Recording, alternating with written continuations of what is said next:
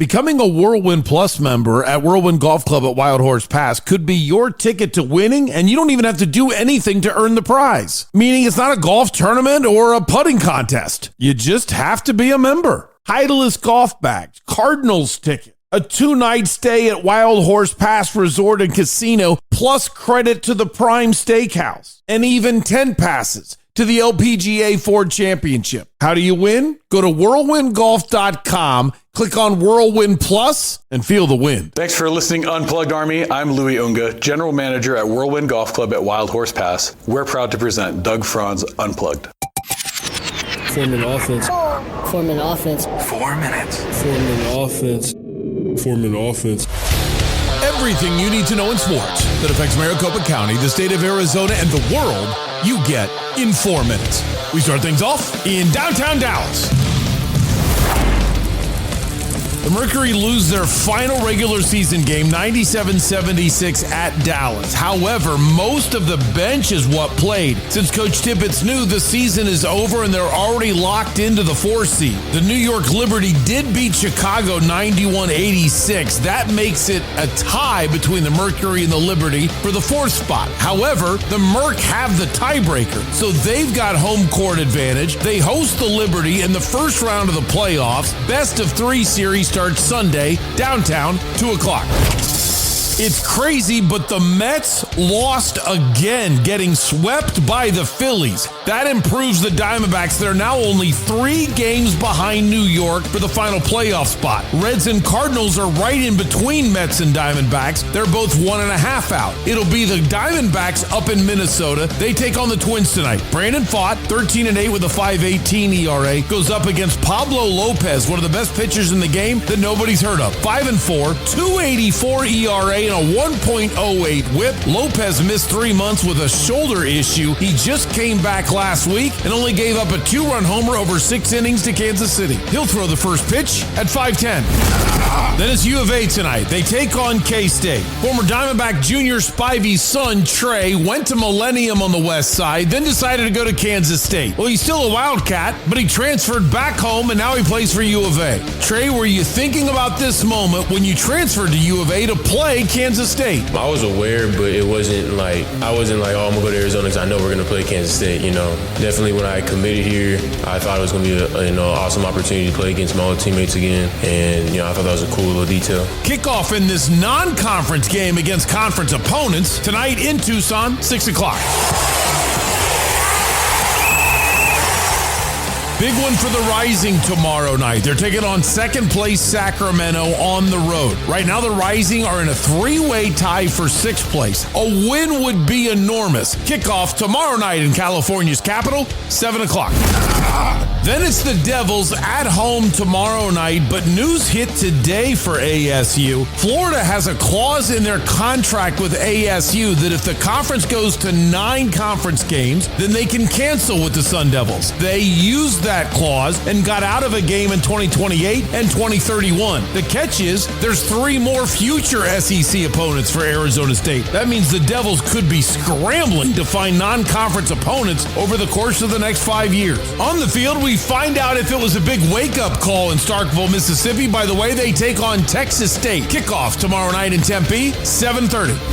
Last year, the Cardinals lost at Carolina, and that was the finishing blow to knock them out of the playoff chase. Kyler Murray, any extra motivation to pay them back? Honestly, I'm not really worried about the past. That was an unfortunate turn of events for us. But, I think for me personally, I'm not motivated by it. I'm motivated by just, again, being where my feet are, taking a day at a time, going into Sunday, feeling good about what we put in this week. So I'm looking forward to it. Last night in Thursday Night Football, the Packers are now 2-0. They won 27-18 at home against Washington. Former Devil Jaden Daniels went 24 of 42 for 200 yards, 2 touchdowns, and no picks, but was outplayed by Jordan Love, who threw for almost 300 yards. And how about an end to this incredible streak? Scotty Scheffler parred the par 5 18th at the Pro Court Championship in Napa. That par gave him a first round 70. It ended a streak of 21 straight rounds, all in the 60s. This guy is crazy. Mackenzie Hughes leads the Procore Championship. He shot a 9 under. That's the same score that leads the Kroger Queen City Championship presented by P&G on the LPGA. Shanetti Wanaseon leads that tournament headed into today's second round. And finally, meet Dr. Shuhail Anjum of Manchester, England. Dr. Shuhail's an anesthesiologist. One time during surgery in 2023, he told another nurse that he needed a comfort break. So please stay, check on the patient, and I'll be back soon. He then went into a different surgical suite and found a different nurse that he was having an affair with and continued the affair. Yes, he still has a patient that's under anesthesia in a different surgical suite. Now, after the incident, he left England and he was practicing medicine in Pakistan. However, he's decided he wants to come home. So during his fitness to practice hearing, it was found out what happened because a different nurse had walked in on the affair couple and reported it. He never knew that anybody knew. Now, there's a couple weird things about this story. They don't want to out the nurse he was with, so they're calling her Nurse C. Now, out of every letter you could use, I think that's a little rude. Number two, he's not disputing the facts at all, and the hospital says the patient was never in danger because he was only gone for 8 minutes. Now, I don't know about you, Doc, but if you can leave the surgical room, find the nurse you're looking for, spend time with the nurse that you've been looking for, get cleaned up, and then get back into the surgical room in only 8 minutes, maybe you should be disputing the facts. And number three, he says his reasoning was the incident happened during a stressful time for his family when his wife and him were failing to connect as a couple following the premature birth of his daughter. Hey, listen, dude, please shut up. Are you kidding? You're blaming the premature birth of your daughter for your own actions. And if you're failing to connect with your wife as a couple, why do you think connecting with a nurse is where you should be putting your energies into? Among other things. Not that I'm judging or using any kind of opinion in the 4-minute offense. The hearing continues today to find out whether or not he can come back to England as a doctor. No one is reporting if Nurse C is coming to the hearing. The reason why I always say that Bell's is not your typical country bar with mediocre bar food is because our kitchen is truly a scratch kitchen. From every single sauce that we make, to every dish, to the beef that we have come in, to the seafood that we have brought in each day, every single dish is handcrafted. We don't have microwaves, so you're tasting that quality the minute that it hits the table. Bell's Nashville Kitchen on Main Street in Old Town Scottsdale. You found home, down home. This is one of those weeks where I earned this. Hooray, beer!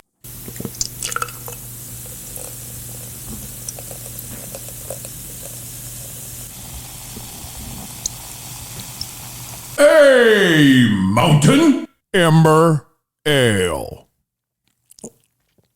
Oh my gosh, it's so good. There is only one heaven, but the heaven on earth has 100 Mile Brewing Company on it. You know, I'll be there in a couple hours. It's 3:23 in the morning right now as I get started on Doug Franz Unplugged, presented by Whirlwind Golf Club at Wild Horse Pass. I am the MC at the VABC meeting today at 100 Mile Brewing Company, and you're darn right I'm going to be spending some time right afterwards. I haven't figured out how I'm getting home, though, I can tell you that. Good morning, good afternoon, good evening.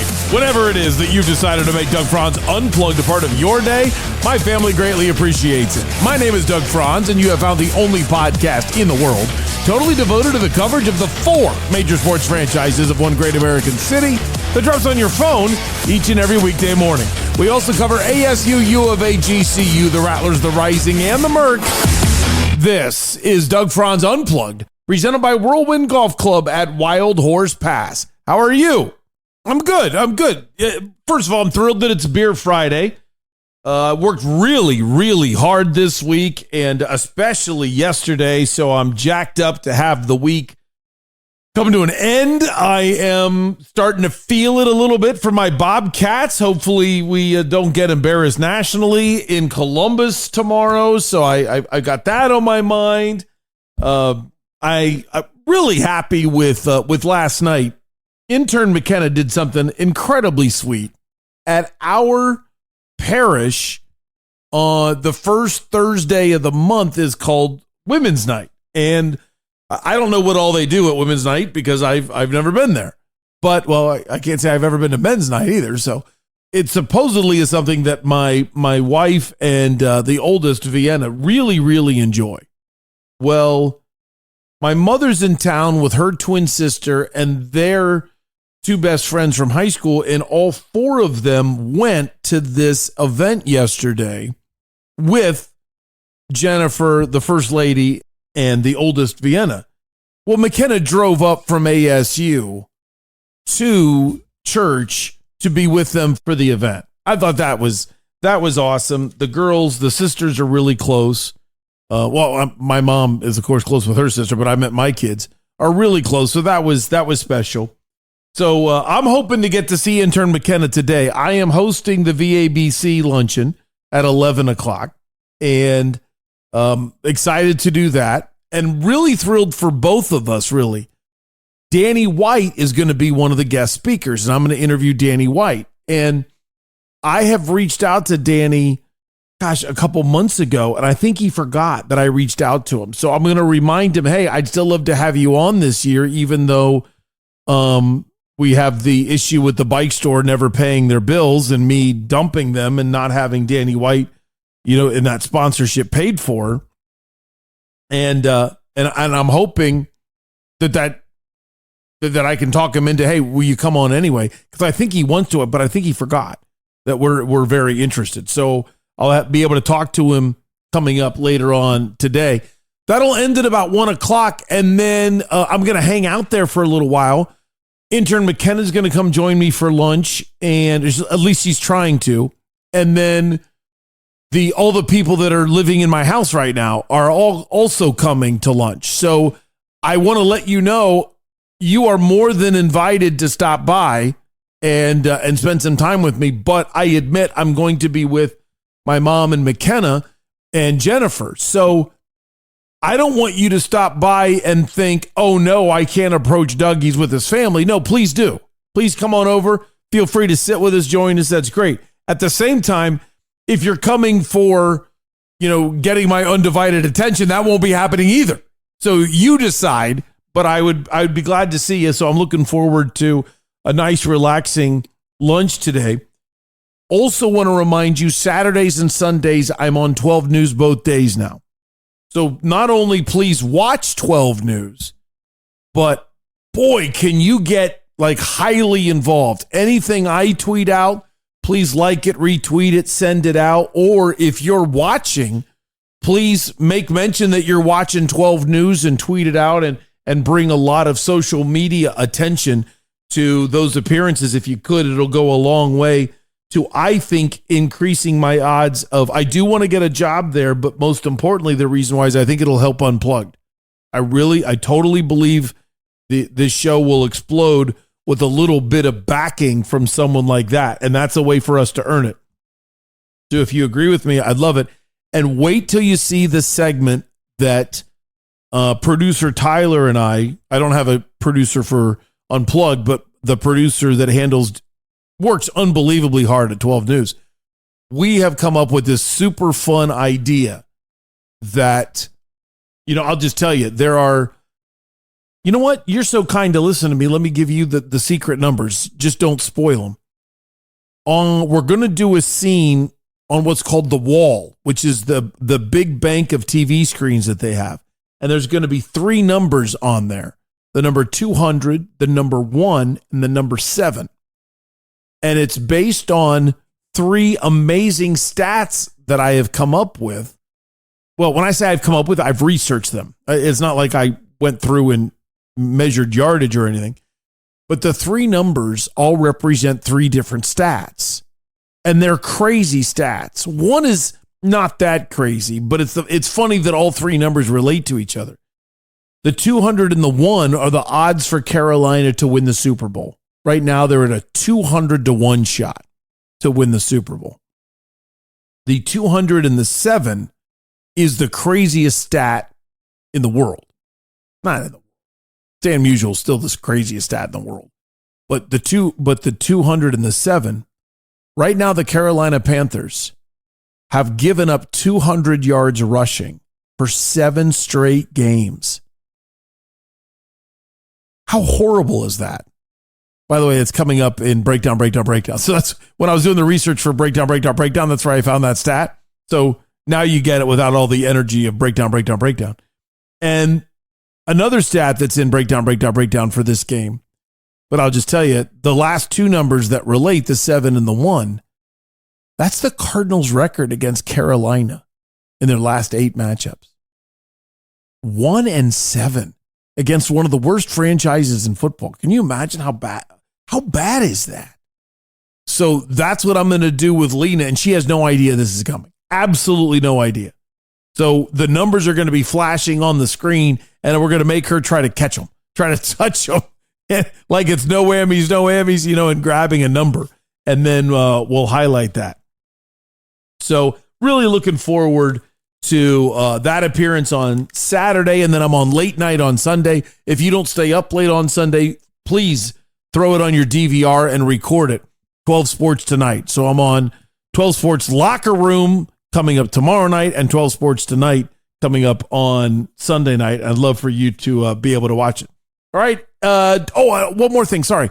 Don't forget, we've got Guru Brad on today. Guru Brad of Murray Electric, one of the greats in fantasy football, going to help you out with your lineups. And he's really pushing trades today, how to work out different trades and figuring out Friday and Saturday are the days where you're sitting there having a beer, you look at your team, find out where you're weak, find out who are the people that you want, and then target them through trades. And he explains that today. So it's a really good conversation with him, and I think that you'll be happy.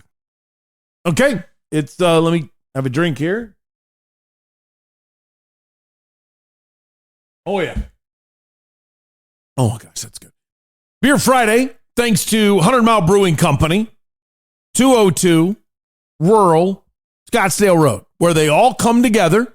And if you're on the 202, head southbound on Scottsdale Road, right where it turns into Rural. And I mean the split second you get through the overpass, under the overpass, make a hard right into the hotel. If you're wondering, wait, is that where I was supposed to turn? Yes, you've already missed it. Don't turn into the U-Haul place, turn into the hotel where the Macayos and Denny's used to be, and then head to the back. Go past the hotel, and there's 100 Mile Brewing Company, home of the third greatest cheese curds in the world, home of the greatest beer in the history of Arizona, A Mountain Amber Ale, and most importantly, the sponsor of Beer Friday on Doug Franz Unplugged. And one more crazy thing to warn you about. I'm the one that set the parameters for the big games. Breakdown today is over 45 minutes long. That's it. There are 16 games. 16 games to talk about today. That took, it took me all day. I woke up at 10 o'clock yesterday morning, and I got breakdown done at about 10:30. So I worked on it for about 12 hours, which is not a good use of my time, but it's the life I chose. I really didn't get to, it's kind of a good thing because I didn't get to sit and watch my Commanders. I had them on and I was paying attention, but not closely enough to enjoy it. But, I sacrificed for you to do a 45-minute breakdown and don't get to watch my team. And then I ask you to do your best, just like I give you my best, at living the life that you deserve, living the life that others deserve from you, and doing your best to try to be able to be a member of the Unplugged Army and support the sponsors. And I think it's a fair trade. I give you all I got. I ask you for all you can do. I'm kind of goofing off today. In honor of 100 Mile Brewing Company, it is time for Doug's Big One. My number one opinion of the day. Let's roll. Doug.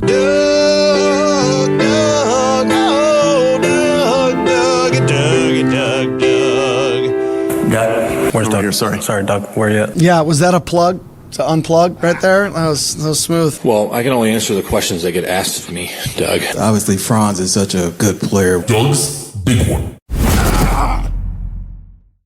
My number one opinion today is that, just quite frankly, I don't care how arrogant this sounds, I deserve this. I deserve this. Let's go. I have one thing. God, I miss Dr. Fred. One thing that I am so jealous of Dr. Fred for is he graduated. He did his undergrad work at Appalachian State. The joy that man had talking about the Appalachian State upset at Michigan is so cool. The way he tells that story over and over again. I want that. I want that. Tomorrow afternoon, the first Ohio University is on the road in Columbus at an Ohio State University. Now, come on. If the 1980 U.S. Olympic hockey team can beat CCCP, we can do this. Parker Navarro, you're a little crazy with the interceptions, okay? Don't need to turn the ball over. Last time we went to Columbus, we brutalized Brutus, which was hilarious, even though inappropriate. But if we wouldn't have dropped a punt, I think we would have pulled off the upset. I really do. We dropped a punt, muffed it. Ohio State recovered, marched right down and scored. And that hurt. We couldn't overcome that in like the late the third quarter, I think it was. This is our time. Now, if you ask me what do I think is going to happen factually, I'm just not going to answer. Because I don't want to think about what I factually think. I just want to be fanboy for my team. And for the first time in the world, the history of Doug Franz Unplugged, Doug's Big One is just sheer pointlessness, me being fanboy and wanting Rufus and my Bobcats to do it. I want that feeling. Come on. For your benefit, if it happens, I guarantee the outfit I will be wearing on 12 News will be an attention getter. Jennifer is very worried I'm actually going to wear pajama pants on air. But here's the thing. I don't have any other Bobcat pants. My Bobcat sweats, the drawstring doesn't do anything anymore. So I can't wear the Bobcat sweats, which would be more appropriate. So all I have is the pajama pants. So I'm wearing the pajama pants on TV. Cam Cox does not know this. Lena does not know this. I'm going all in if the Bobcats pull this off. Hat, variety of shirts. I think I'll wear a different Bobcat shirt. I have 900 Bobcat shirts. I'm going to wear different shirts on every segment, but I will be in pajamas. Here we go. Here we go. I have no idea what Cam Cox is going to say. Like they think I'm joking. I'm all in on this. Even though we both know it's not really going to happen. I want it so bad, though. Oh, and that's Doug's Big One. I just want to let you know, I had a great conversation with Lieutenant Colonel Bill. He hasn't been to enough events to be General Bill, but Lieutenant Colonel Bill at Santan Ford. Good friend. Huge member of the Unplugged Army, though. Hardcore listener to the podcast. And Bill was talking to me about General Tom coming in and potentially buying a car at Santan Ford. And what was awesome is he was listening to Town Hall Tuesday, heard me talk about how happy I was that Tom was treated well, but it didn't work out, but he still wants to come back. And you know what's so amazing is Bill just felt the need to know, he felt the need for me to know how hard they will work with any member of the Unplugged Army to make sure every avenue is handled. Now, what does that mean? When you're in the market for buying a car, truck, SUV, pressure is a disaster and a nightmare, okay? It just sets everybody off. You never have to worry about that at Santan Ford. So it's not a pressure thing. However, it is a great conversation of what about this? What about this? They know you're there and you're excited to potentially buy something. They know you want it. And they want to work hard in a way to find out how can we make it work for you. If it doesn't work, it doesn't work. But that's what I love about them. And I promise you're going to be so happy if you trust me on this. And the next new car, truck, or SUV, pre-owned, lease, new, I don't care. Go to Santan Ford. Email me first, Doug at DougFranzUnplugged.com to get a friends and family rate. I am Santan Ford. The rules of inclusion into breakdown are as follows. Number 1. Any game with an FBS program from Arizona. Or number 2. Any ranked Big 12 program. Or number 3. Any game with 2 top 25 teams. Or number 4. Any game involving a team in the NFC West. Or number 5. Any NFL game when both teams have a winning record. Each breakdown will have 3 elements. One person or matchup that will be the focus of the stare down. One interesting stat to be used by you while drinking a beer to impress a friend. Beer stat. And one player Doug is watching to prepare for the 2026 NFL Draft in April. Draft Watch. If your game meets one of the 5 criteria, then your game will be highlighted in sequential order based on kickoff time in this week's college and NFL football breakdown. Break it all down. Breakdown.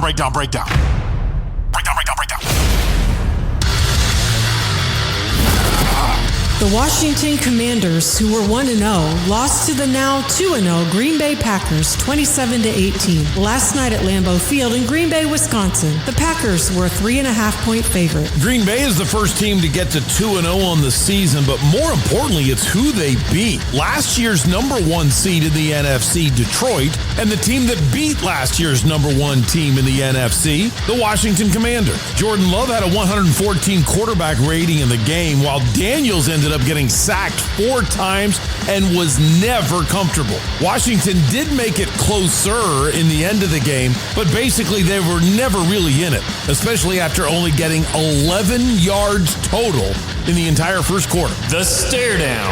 I'm staring down both the owners and the Players Association. You wanted the money, and so Thursday Night Football is born. I will never accept it. I think it's a terrible idea. I believe the human body is not designed for American football. Therefore, you need as much rest as you can possibly get. It works on a weekly basis. Evidence number 8,423. Austin Eckler probably gone for the year with a torn Achilles. Dietrich Wise Jr. probably gone for the rest of the season with a quad injury. I know it's never going away, and I'm never going to stop complaining about it. Beer stat. The Packers have won 7 straight home games against Washington. The Packers so far have never lost to the Commanders at home. Their last home loss to Washington was to the Redskins. And of course, the man in the White House at the time was probably watching the game because he enjoyed football. It was Ronald Reagan. The 2-0 University of Arizona Wildcats versus the 1-2 Kansas State University Wildcats. Arizona Stadium in Tucson, Arizona, tonight at 6 p.m. Fox 10. K-State has to cover 1.5. Certainly shows you that Vegas still isn't convinced about the Arizona version of the Wildcats, since K-State does not look good to start the season, yet it's the Midwest version of the Wildcats that are favored. You've heard the phrase, if this happens, we'd be undefeated? Well, that does not apply to Kansas State, as the Kansas State Wildcats would be winless if it wasn't for a last-minute touchdown pass from Avery Johnson just to beat North Dakota. It seems both teams are nowhere close to expectation. UofA exceeding theirs. K-State doesn't even remember what theirs were. If you're head coach Brent Brennan, the number one thing you cannot do is to call out all Wildcat fans, because that means the K-State version might show up. This is a big opportunity for us, obviously. This is a big game. We're playing an excellent opponent. They've got great players. They're extremely well coached. And so we know we've got an incredible big-time battle coming on Friday night. So we need the city of Tucson. We need our fans, our students. Greek Row, fire up, man. I was a member of the Greek system back in the day. Let's go. Let's get this thing rocking. Zona Zoo, all of you. We are calling all Wildcats everywhere. Let's pack the stadium and make this thing rocking on Friday night. It'll be an awesome atmosphere. I'm really looking forward to it. The Stare Down. I am jacked up to see the K-State defense against Noah Fafita. Most Power 4 teams beat Army, but then struggle in their next game because of the physical nature of the Knights' rushing attack. Well, this is the worst case scenario for K-State because they lost to Army, and now they travel on a short week. That one less day to recover could wreak havoc on a sore football team, especially one that's desperate. Your stat? Game stats can be pretty useless in college football until after week 3 because there are plenty of teams that have challenged themselves and some teams who haven't played anyone of significance yet. Having said that, disclaimer, UofA has the 4th best scoring defense in the country, allowing only 4.5 points a game. Hawaii had 2 field goals, Weber State had 1. Even better, UofA is +7 in turnover margin. That is number 1 in the country. Draft Watch. I put K-State quarterback Avery Johnson in the Ron Wolf category. No, not the Ron Wolfley category, the old GM of the Packers. He used to make it a habit of taking the best quarterback available sometime late in the draft. Now then, the draft was 12 rounds in those days, but I love the philosophy because you never know who you might hit on. You draft a quarterback in round 10, they have a couple good preseason games, and suddenly quarterback-starved teams want to trade for your guy. Worked all the time for Ron Wolf. Well, I wouldn't draft UofA safety Traden Stoops, but he would be one of my first calls as a priority undrafted free agent. So I'm interested in watching both of them, quarterback Avery Johnson against safety Stoops, to see how well they battle it out. Since Johnson is a great running quarterback, I bet they're going to meet at some point in the game. And I'm also curious to see how well Stoops handles the shifts of the K-State offense. If he has proper eye discipline, he could have some good numbers. And then therefore, maybe both of them move up in the draft class. 7th round, 6th round, we'll see. Number 6, Georgia Bulldogs, who are 2-0. At the number 15, Tennessee Volunteers, who are 2-0. Neyland Stadium in Knoxville, Tennessee. Tomorrow afternoon at 12:30, ABC 15. Georgia is favored by 3.5. In the recent lopsided history of this rivalry, Tennessee has never been in a better position to take down Georgia. Draft Watch would have included Tennessee cornerback Jermod McCoy if he was healthy. That will hurt the Vols, but I think they pull out the win anyway. The Stare Down. Let's see what the Q can do. Georgia quarterback Gunnar Stockton is a junior, but he's starting his first true road game, and Neyland Stadium is one of the largest stadiums in the world. In his 2 games against lower-tier opponents, he's looked, I would say, slightly above average. The catch is, a high major Power 4 quarterback should look a lot better than my assessment of slightly above average, when his first 2 opponents were Marshall and Austin Peay. Of all things, he might be able to build confidence at Neyland Stadium because Syracuse came to Knoxville 2 weeks ago and put up 377 yards. Your stat? The rivalry was first played in 1899. Georgia had never won 8 straight against the Vols until last year. They're going for number 9 tomorrow. Even crazier, Tennessee is 21-1 at home over the last 3 years, plus the first 2 games this year. Their only loss out of those 22 games was one of the 8 straight that they've lost to the Bulldogs. Draft Watch. If you're a Cardinals fan, watch this game. Although Will Johnson looked great, Arizona still needs a corner and will be desperate in need of interior defensive line help, and this might be the game where you can get it. Each team has a first-round cornerback. I just mentioned the Vols' Jermod McCoy might go top 10, so he's going to be missed in this game. He's a 6-foot junior, should be about 200 pounds around the time of the draft. For the Bulldogs, Dalen Everett will be given every chance to move into the first round. Everett is a little longer, but he's a little lighter. Christian Miller was a guy that I was very high on coming into the year, but he hasn't done much for Georgia, at least not as much as I expected. Not in that great line of Georgia Bulldog defensive line. I, however, expect much more from him the rest of the season as a 6'4", 310-pound three technique. That's the defensive tackle that lines up on the outside shoulder of the guard. Think Aaron Donald. Now, there's no one on the Tennessee line that I'm jumping up and down about, so if Miller doesn't bring force to the job on Saturday, it's time for people like me to reevaluate Miller's status.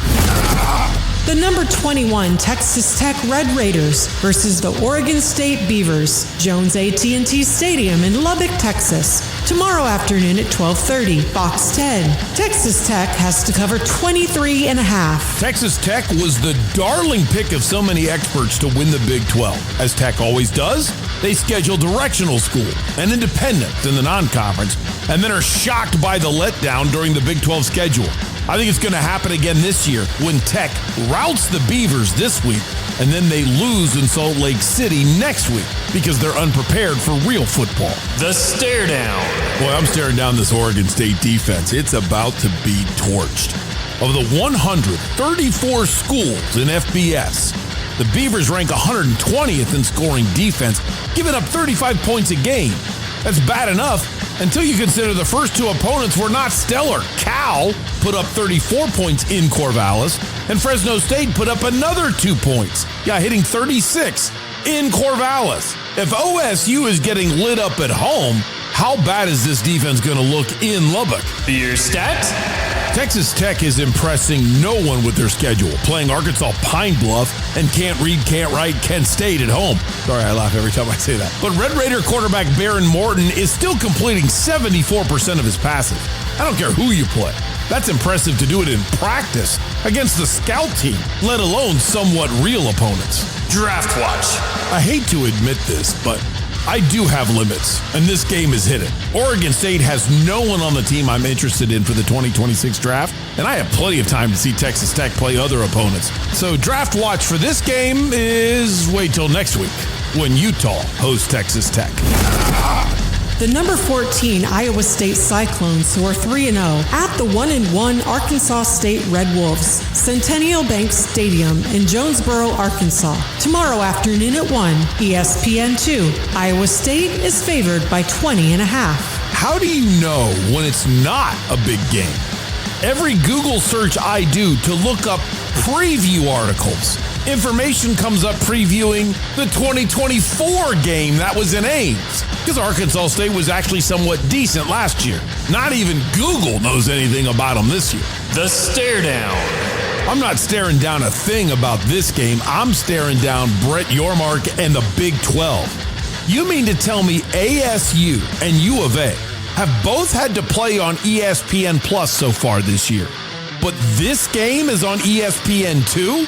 Iowa State, Arkansas State gets a regular network, but ASU and UofA go streaming. Who makes these decisions? Your stat? I don't know why the Red Wolves even call it defense. I hope that guy in the stands that has the big letter D in the picket fence has some kind of big hole in it or something. Arkansas State gives up almost 500 yards a game and 40 points per game. There's only 5 schools worse in scoring defense, and only 2 programs give up more yards than Arkansas State. Again, back to the Big 12 argument. Why is this game on ESPN 2? Draft watch. Last week I mentioned Cyclones' first-round pick, Dominique Orange. Well, I'll flip this game on, maybe. Just, of course, it's on a network, I might as well, to see if he's still motivated to play hard against a weak opponent. Other than that, I'm not watching a game involving a team with the nickname that my NFL team should have. The number 18 University of South Florida Bulls, who are 2-0, at the number 5 Miami Hurricanes, who are 2-0. Hard Rock Stadium in Miami Gardens, Florida. Tomorrow afternoon at 1:30. AZTV 7. Miami is favored by 17.5. All credit to the Bulls with wins over Boise State and Florida to start the season.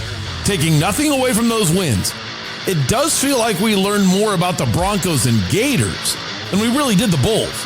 Miami is a top 5 team with a top 10 win to its credit.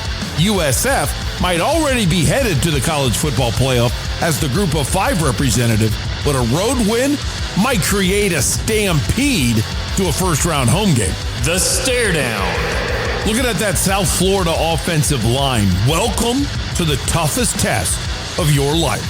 Miami brings in a below-average defensive line if you're using the NFL as a standard. Yes, listen to that again. This is almost an NFL defensive line in Miami. The Bulls' rushing offense ranks 100th in FBS, averaging 4.5 yards a carry. Granted, they're one of the few teams that have played 2 quality opponents to start the season, so the stats are skewed against them. I just think Miami is too good at rushing the passer, even when they do respect the run.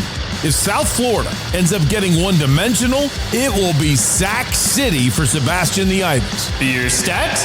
It's been 10 years since USF beat a top 25 team. Until 2 weeks ago. Now they've done it twice in a row. Just to comprehend how incredible a Miami upset would be, the Associated Press has done a top 25 poll since 1989. Before that, it was a top 20 poll. In the 75 years, the Associated Press has either had a top 25 or a top 20 poll. Only 4 teams have started the season 3-0 with all 3 wins against ranked opponents. The Bulls are trying to be number 5. Draft watch.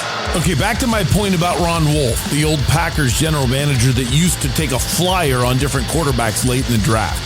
I know nothing about South Florida. Well, you might argue I just know nothing, but I know nothing about South Florida other than the fact that they're the only 2-0 team in the FBS that has beaten 2 ranked teams. This will be my first time really focused on the Bulls. Will USF quarterback Byron Brown keep his eyes downfield or be staring at Miami's Ruben Bain, who will be one of the top 10 picks in the upcoming draft, as he comes off the edge looking for Brown's head? If Brown hangs in without fear, let's take a flyer on him in the 7th round. The number 16 Texas A&M Aggies, who are 2-0. At the number 8, Notre Dame Fighting Irish, who are 0-1. Notre Dame Stadium in Notre Dame, Indiana. Tomorrow afternoon at 4:30, 12 News. Notre Dame has to cover 6.5. Okay, the competition not stellar. It's only UTSA and Utah State. But Aggie quarterback Marcel Reed is on fire, throwing a touchdown pass every 9 attempts. Irish fans are trying to make similar comparisons to 2024. That's when Notre Dame lost early and then used a win over A&M to propel themselves all the way to the national championship game. Well, minus the embarrassment of the NIU loss after their win in front of the 12th man. This projects as an enormous game. I don't think Notre Dame can recover from 2 losses without the benefit of a conference championship game. Granted, they did do it last year. Texas A&M can technically afford a loss, but their SEC schedule includes road games at LSU and Texas. It feels like their path to the SEC championship game is going to be very difficult. So beating the Irish appears to be a better gateway to the CFP via the wild card route. The stare down. Notre Dame offensive coordinator Mike Denbrock, I think everybody's looking at you. He's had a long and very accomplished coaching history. However, he has rarely called the plays, even when he's had the tag offensive coordinator. Against Miami, the all-world and projected first-round pick running back Jeremiah Love had only 10 carries. I have a better chance of calling plays next week for Notre Dame's home game against Purdue if Denbrock doesn't show love with the love this week. Your stat? This would have been unheard of for about 100 years. But now, in 3 of the last 4 years, the Irish have started the season 0-1. Draft watch. I think this is another really good game for Cardinals fans to keep their eye on, because I think you're going to want to increase the pass rush and increase your ability to protect the passer coming up in the 2026 draft. There's going to be 2 third-round guys and a 4th-round offensive tackle that will all be going against each other that I think will fit well in Arizona. Cassius Howe did something last week that I've never seen before. 3 straight sacks on 3 straight plays. He won the SEC Defensive Player of the Week. I did have him slotted as one of the first players off the board, but on day 3, that performance certainly pushed him up to a weekday selection. To stop Howell, Notre Dame has third round, as I project, offensive guard Charles Jagasaw. I hope I got your name right, Charles. And fourth round offensive tackle Emil Wagner. I love it when we get a matchup of two middle round players going up against each other. This should give us a good look at how well Howell can back up his performance from last week against significantly better competition. The number 20 Utah Utes, who are 2-0 at the 2-0 Wyoming Cowboys. War Memorial Stadium in Laramie, Wyoming, tomorrow evening at 5 p.m. CBS Sports Network. Utah is favored by 23.5. I honestly don't think it's crazy for either of these teams to dream of the college football playoff. The Cowboys don't play Boise State in the Mountain West regular season. Beating Utah tomorrow and Boise State in the Mountain West championship game might be enough to impress the committee to choose them as the group of 5 rep if USF stumbles along the way. Utah has to be thinking college football playoff when you consider all the quality Big 12 opponents have to come to Salt Lake. Texas Tech, ASU, Colorado, UC, and K-State all come to Salt Lake, and then Utah avoids Iowa State.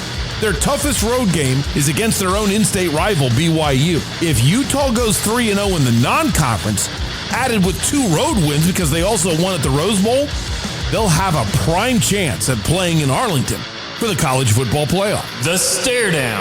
All right, I'm using both eyes for the stare down. I got my left eye on Brett Yormark. The Big 12's commissioner has to be embarrassed, arguing all of last year about the conference's merits and that they don't deserve just to be labeled as a one-bid league into the college football playoff. This year, he danced around the stage at the Big 12 Media Days just to see his teams lose in Starkville, Mississippi and Athens, Ohio. Now, a loss in Laramie, Wyoming wouldn't be icing on the cake. It would be icing on his crow. My right eye is staring down both teams when Utah has the ball. Although Utah has somewhat challenged themselves with a game at UCLA, the stats of each team are a little skewed in their favor due to the competition, but this is still strength on strength.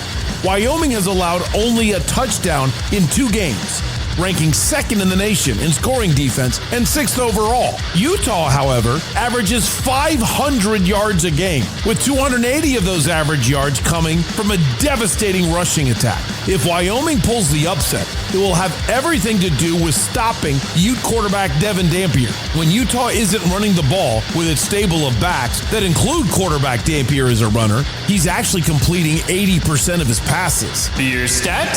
Now I realize the world of college football has changed dramatically with the transfer portal, the NIL, players opting out of finishing the season with their team.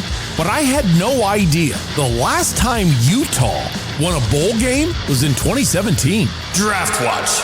I have all year to drool about one of the Utah offensive tackles ending up as a Commander or a Cardinal. Since this will be the only time I watch Wyoming all year, I'm going to scout out Cowboy tight end John Michael Yillenborg. Hopefully I said Yillenborg correctly. He has good size, 6'5", 251, plenty of room to add weight as well, but I know nothing about him.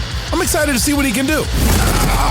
The 1-1 Arizona State Sun Devils versus the 2-0 Texas State Bobcats. Mountain America Stadium in Tempe, Arizona. Tomorrow night at 7:30. TNT. ASU has to cover 16.5. I realize it feels like a terrible loss for ASU in Starkville. And it was. A growing program needs those wins against the SEC.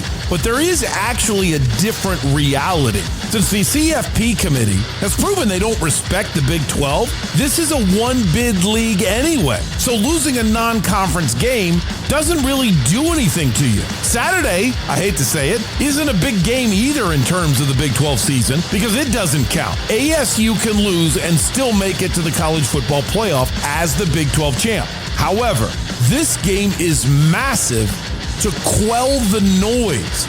Almost every Sun Devil fan will go from WTH to WTF with another loss. Although it feels for the first time in about 30 years that this fan base is moving away from its bandwagon past, I see a complete meltdown coming on the road at Baylor if ASU can't right the ship versus Texas State. All is well with a win over the Bobcats. I think this team will actually splinter under the expectations if they lose. Luckily, I don't think they will. Head coach Kenny Dillingham, tell me about the Bobcats. the Texas State version, not the real one. They've added a lot of good players to their roster, like a ton. You watch them play football, and they're a very, very, very talented football team on tape. Very talented, very twitchy on the defensive line, twitchy at corner. Offensively, they've got a three-headed monster, and they got other guys around them that have speed. So this is a really good football team in terms of running the ball. Obviously, you're going to watch last week's game. You're going to say, okay, how do we stop the run? But you also know that, we've got really good players around it, and you're not defined by one football game. So yes, we got to be able to establish a run. I think most teams want to be able to establish the run, and everybody knows we have to be able to have, be better in the intermediate and play action pass game. We got to be able to scheme guys open more. Like I got to do a lot. I got to do a lot more to help our guys in some of those scenarios. The stare down. Not just me, but the eyes of a lot of NFL scouts are on Sam Levitt.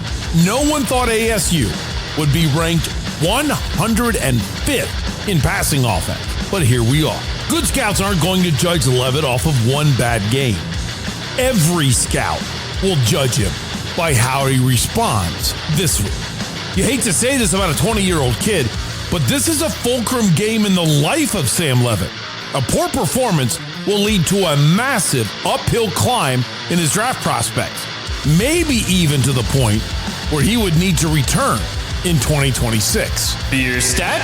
I never thought Sam Levitt would actually win the Heisman, but I admit I did think he was going to be invited to New York for the ceremony. In 2 games against an FCS opponent and the worst team in a conference the year before, he ranks 80th in touchdown passes. It gets worse. There are 296 quarterbacks that have so far had enough attempts to qualify for passing awards.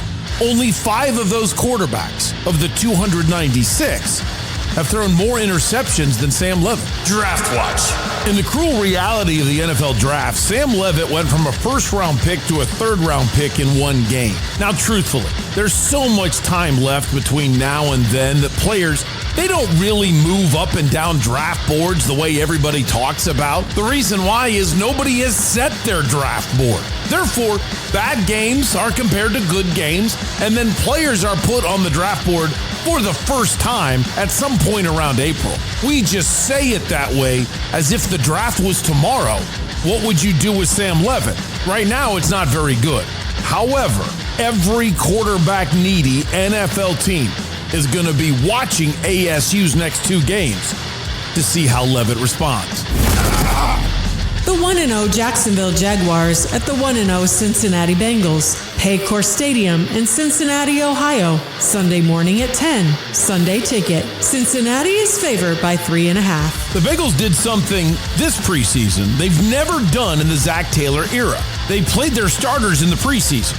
After terrible starts to the season that define his time as head coach, they flipped the script and actually won in week 1 by playing terrible and barely beating Cleveland. Cincinnati's soft start to the season ends after this. They play 3 of their next 4 on the road in Minnesota, Denver, and Green Bay.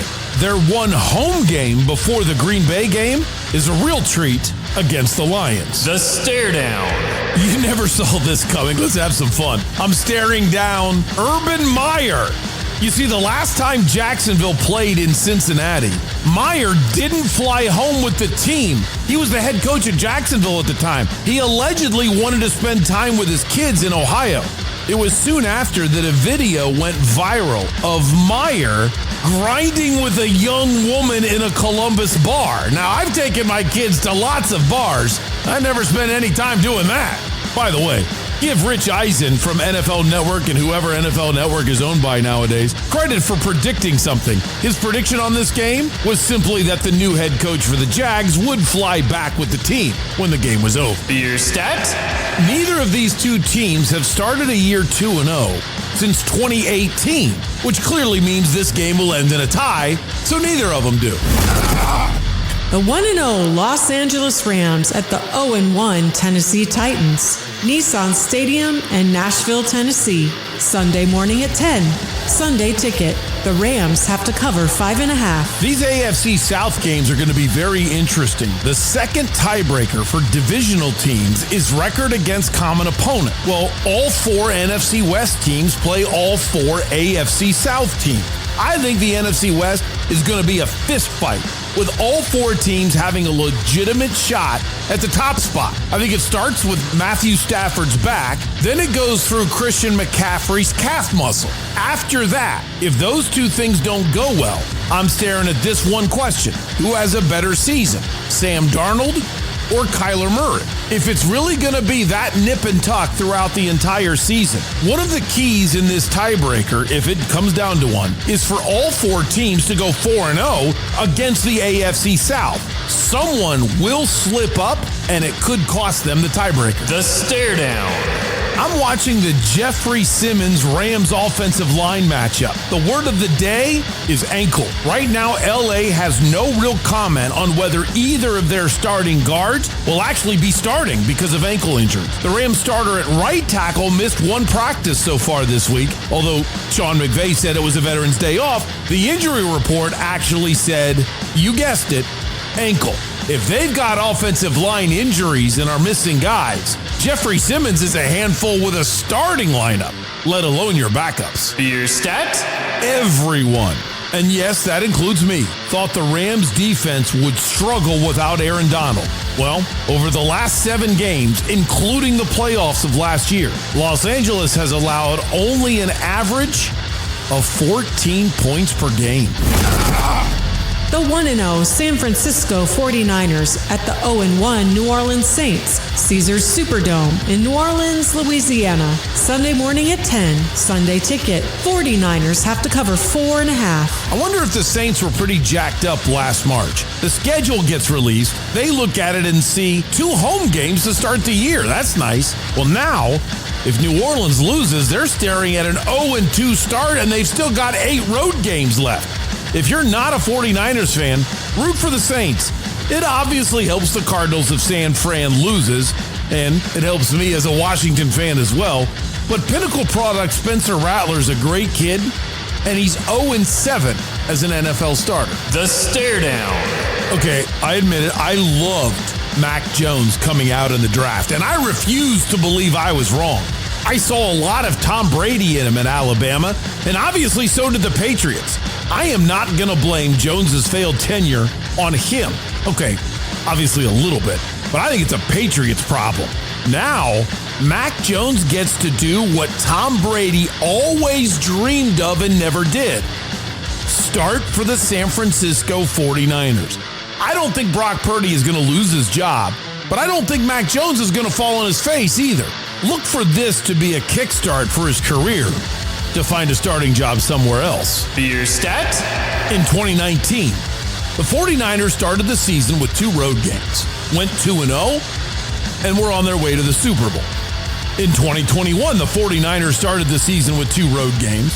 They went 2-0, and they were on their way to the NFC Championship game. In 2023, the 49ers started the season with 2 road games. They went 2-0, on their way to the Super Bowl. Now in 2025, the 49ers start the season with 2 road games, and they're 1-0 on their way to Louisiana. And I assume 49ers think at least the NFC Championship game. The 0-1 Seattle Seahawks at the 1-0 Pittsburgh Steelers, Acrisure Stadium in Pittsburgh, Pennsylvania. Sunday morning at 10. Sunday ticket. Pittsburgh favored by 2.5. Just like New Orleans, Seattle had to look at their schedule and immediately begin behaving like Pavlov's dogs, with 7 of the first 8 in the very winnable category. Now, they've started 0-1, and they're on their way to Pittsburgh to face Aaron Rodgers, who surprised everyone by going 22 of 30 with 4 touchdowns and no picks in the Steelers' comeback win at the Meadowlands. Suddenly, Seattle's not celebrating the schedule anymore. The stare down. Aaron Rodgers, we're looking at you. Was that everything you had you put into that last week's game because it's a revenge game against the Jets, and now you'll just shut it down? Or are you really back? Your stat? In 6 of his last 7 games, T.J. Watt, the Steelers' great pass rusher, has as many sacks as you and I do, unless you have one that I'm not aware of. The 1-0 Denver Broncos at the 1-0 Indianapolis Colts, Lucas Oil Stadium in Indianapolis, Indiana. Sunday afternoon at 1. Sunday ticket. Denver favored by 1.5. Well, this is certainly a game I didn't expect to be highlighting, but it meets the criteria since both teams are above 500 at 1-0. I'm assuming it will be the last time we're previewing a Colts game in Breakdown. But I do think Denver's going to be joining us on a regular basis. If I'm wrong, look out.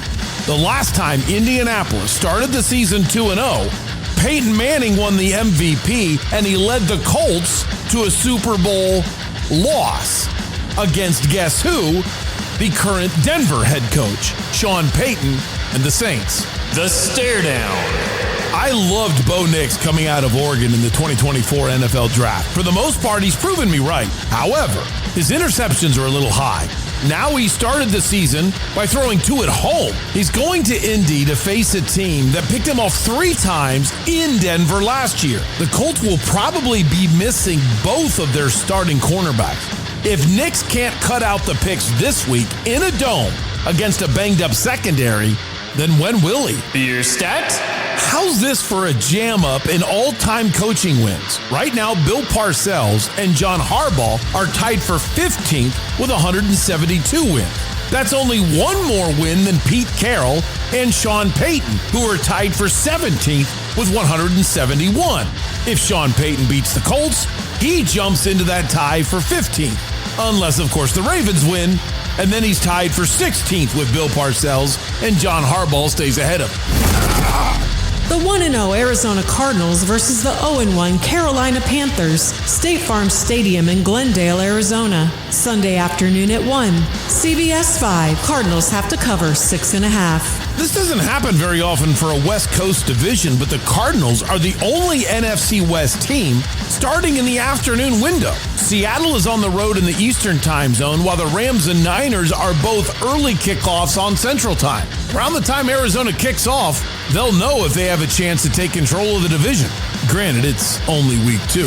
Head coach Jonathan Gannon, I'm going to be staring down your offense. So before I do, tell me about the matchup of your defense against that Panthers offense. Well, offensively, their quarterback's a good player, and he can beat you with his arm and his legs, and their O-line is really good, really good. Robert Hunt's one of the best in the world, in my opinion. Hubbard's a good back. He's tough to tackle. You know, they drafted a kid from Arizona. We liked him a lot. He's a big guy, good route runner, contested catches. He's talking about Teteroa McMillan. We'll get to him in a second. The stare down. The number one focal point is the Cardinals' offensive line and James Conner. Here's why. The Panthers' run defense is an embarrassment. Opponents have rushed for 200 yards. I didn't say 100. 200 yards in 7 straight games. Add to that, they lost defensive lineman Turk Wharton. Wow. If Drew Petzing can't get the running game going against Carolina, this year might not have the playoffs in their sights like we thought. And a smaller stare down, I'm also very interested to see Arizona versus Arizona. UofA's Teteroa McMillan versus Arizona's Max Melton, Will Johnson, and Garrett Williams. I loved the draft pick of Will Johnson, but I didn't expect him to play that well that early in the season. If Carolina has any chance to win this game, T-Mac needs to go off. Your stat? Since 2015, Arizona is 1-7 against the Panthers. Last year, the Arizona Cardinals were in the playoff hunt when they flew into Charlotte and mathematically eliminated when they got back on the plane. The 1-0 Los Angeles Chargers at the 1-0 Las Vegas Raiders, Allegiant Stadium in Las Vegas, Nevada, Monday night at 7, ESPN. Chargers are favored by 3.5. Although both teams are tied for first, this is still the Chiefs' division, and the Broncos aren't going to be a pushover either. Yes, the Chargers did knock them off last week in Brazil. This is a huge game, however, in my opinion, for the Raiders. If you assume they lose at home to the Chiefs, they need to at least go 2-4 in the division overall. That means they're already looking at the difficulties of tagging a loss. So splitting with LA will have a huge impact on whether or not they can get to that 2-4 mark. The best way to ensure a split is to win the home game. The stare down. I'm staring down the Chargers' offensive line. Here's why. If Patriots quarterback Drake May can light up the Raiders secondary for 287 yards, Herbert should have a field day as long as he's standing. In week 1, only the Broncos hit the quarterback as often as the Raiders did. So Vegas got to Drake May, but Drake May got him back. If you give any kind of time to Justin Herbert, he's going to kill you. Beer stat? Out of all the week 1 starting quarterbacks who had at least 20 attempts, no one threw downfield more than Raiders quarterback Geno Smith. He led the league in yards per attempt, averaging 10.5 yards on each throw. And that is your week 3 of the college football season, week 2 of the NFL season. Breakdown.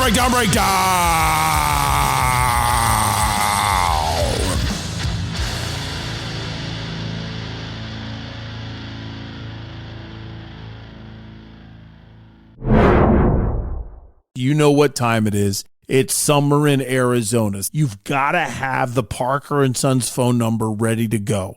Air conditioning in Phoenix is too important to trust anybody but the best. Parker & Sons were recommended to us when we first moved here. That was 17 years ago. They've been on time every time. They've gotten it right the first time every time. Call 602-2REPAIR. That's 602, the number 2, then REPAIR for Parker & Sons. It's big, it's juicy, it's meaty. Get your burrito at Burrito Express. If you're having a hangover, a bad day, even a good day, still get your burrito at Burrito Express. It will make you feel better.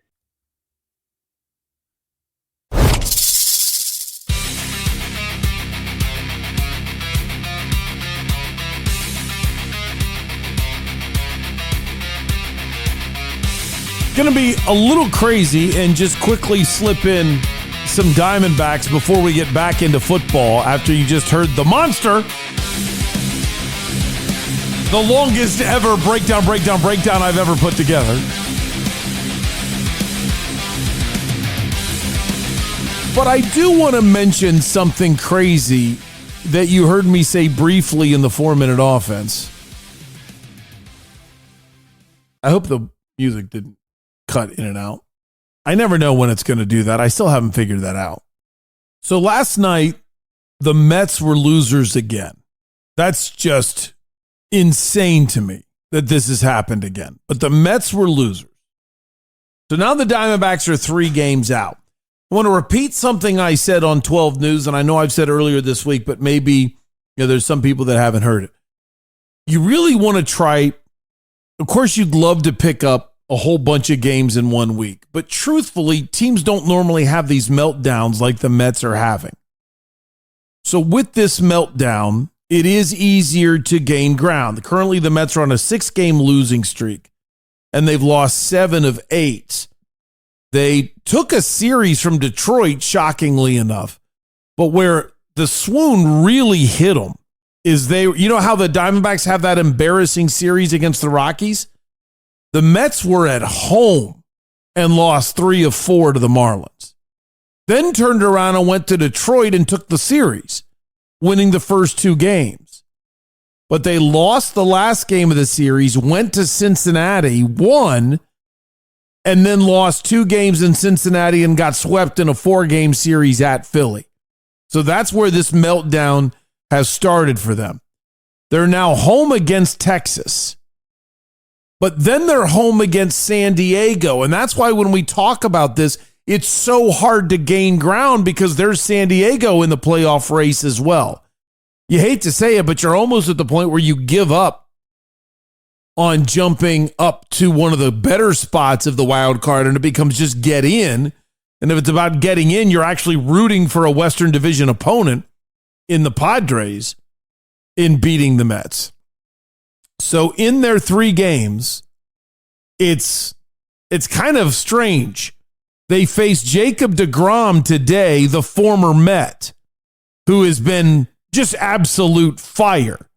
So you probably feel pretty good about this happening, of being able to pick up a game here. I don't think it's that crazy to be able to do that. Texas is actually playing really good baseball as of late. They took a series from the Angels. They swept the A's. They came here and actually, I think a lot of you know this, lost 2 out of 3. Won a game in extra innings, then lost 2 out of 3. Then they won 2 out of 3 against Houston, and then they just swept Milwaukee. So if you don't mind me doing some crazy math in my head, 3, 6, that's 9-1, 9-3, 10-3, 10-4. Sorry, I'm doing this in my head. And then they won 4 straight. So they're 14-4 in their last 18 games. So you've got a Mets team that's on a big losing streak, and you've got DeGrom pitching in New York for the first time. He's going to be on point. Then we do have to deal with the Corbin factor. He pitches coming up on, when does he pitch? He pitches Saturday. So he pitches tomorrow afternoon. You know, I haven't added that to versus Vegas, so I need to do that too. So that's what the Mets are doing. And you also have to, so I feel actually good about the Mets and them falling apart. The Diamondbacks are in Minnesota. The Twins have really, really struggled since, I don't know about the, well, you could argue all year, but they were about a 500 team for a while. And then just really started to melt down when, of all teams, Washington came to town. And ever since Washington went there, they've been terrible. Other than they actually took a series against Detroit. Boy, Detroit is a very weird team. So with Minnesota falling on their face, they just came off of a 6-game losing streak, won a couple games, and then restarted a losing streak with losing 2 out of 3 on the road at Los Angeles before they went home. They also had an off day yesterday, just like the Diamondbacks. So Arizona's got to be looking at them thinking, we need to take 2 out of 3. This is a really big game tonight because they're throwing their best pitcher at the Diamondbacks. It stinks when you've got to face their 2 best pitchers. Even though the team has kind of stunk, Lopez and Ryan have put up good numbers. So you're really hoping for today to be able to get that win, keep the pressure on the Mets. The Diamondbacks are only 3 games out. But back to what I was saying about trying to pick up games. You usually play 6 games a week. If you go 4-2 and the team you're chasing goes 3-3, you only picked up 1 game. So you've got to go 5-1, which is really hard to be able to seriously pick up ground. But if the Diamondbacks win today, you can feel good about them potentially taking 2 out of 3. I think you can feel like the Rangers will probably take 2 out of 3 from the Mets. That'll be huge to be able to pick up a couple games there. But then there's the problem with the Reds and the Giants because you've got to catch them. The Reds just took 2 out of 3 from San Diego, and you know they're going to take 2 out of 3 from the A's. But then they go to St. Louis, and that's a major part of the problem. You're trying to catch the Reds and the Cardinals, and they're playing each other.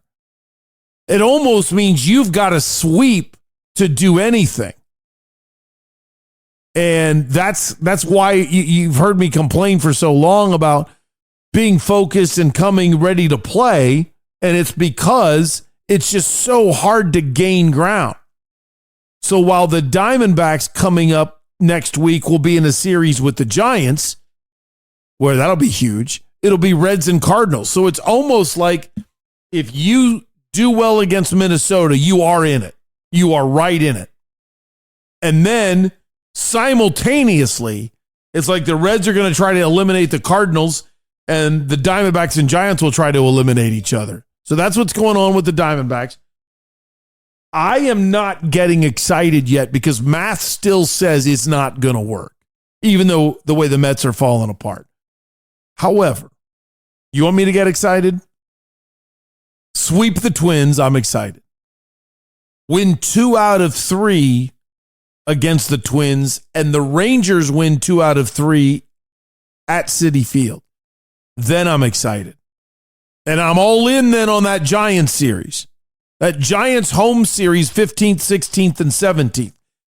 I would suggest as a member of the Unplugged Army, if Minnesota, maybe we do the day game again on that Wednesday. If the Diamondbacks do well against Minnesota, it's time to like go all in and figure out, okay, how can I get to a game against the Giants? And they've got a day game against the Giants. And even though Justin Verlander's a shell of himself, you get to see Justin Verlander. I think I'm going to go to that game, Wednesday the 17th, if they do well against Minnesota. Time to get fired up a little bit, but do something against the Twins and we can really get jacked up. I'm not going to do a super deep dive on UofA and ASU, and the reason why I'm not is I just don't buy into a lot of the stats right now because most teams have played one, like by week 3, you've played one good team and 2 dogs is normally what you've done. And because of that, for me to look at K-State and say, well, this is where they are, well, they've had one of the strangest schedules there are. They've already got a conference loss. Then they barely beat North Dakota. And then they lost to Army. And even though that's terrible and ridiculous, gosh, it is strange to play service academy teams. It might mean you're highly talented but undisciplined because you got to be very disciplined when you take on the service academies because their offense is completely designed to take advantage of your over pursuit. You get excited to make the play, you get out of your gap, boom, that's exactly where they're going. They take advantage.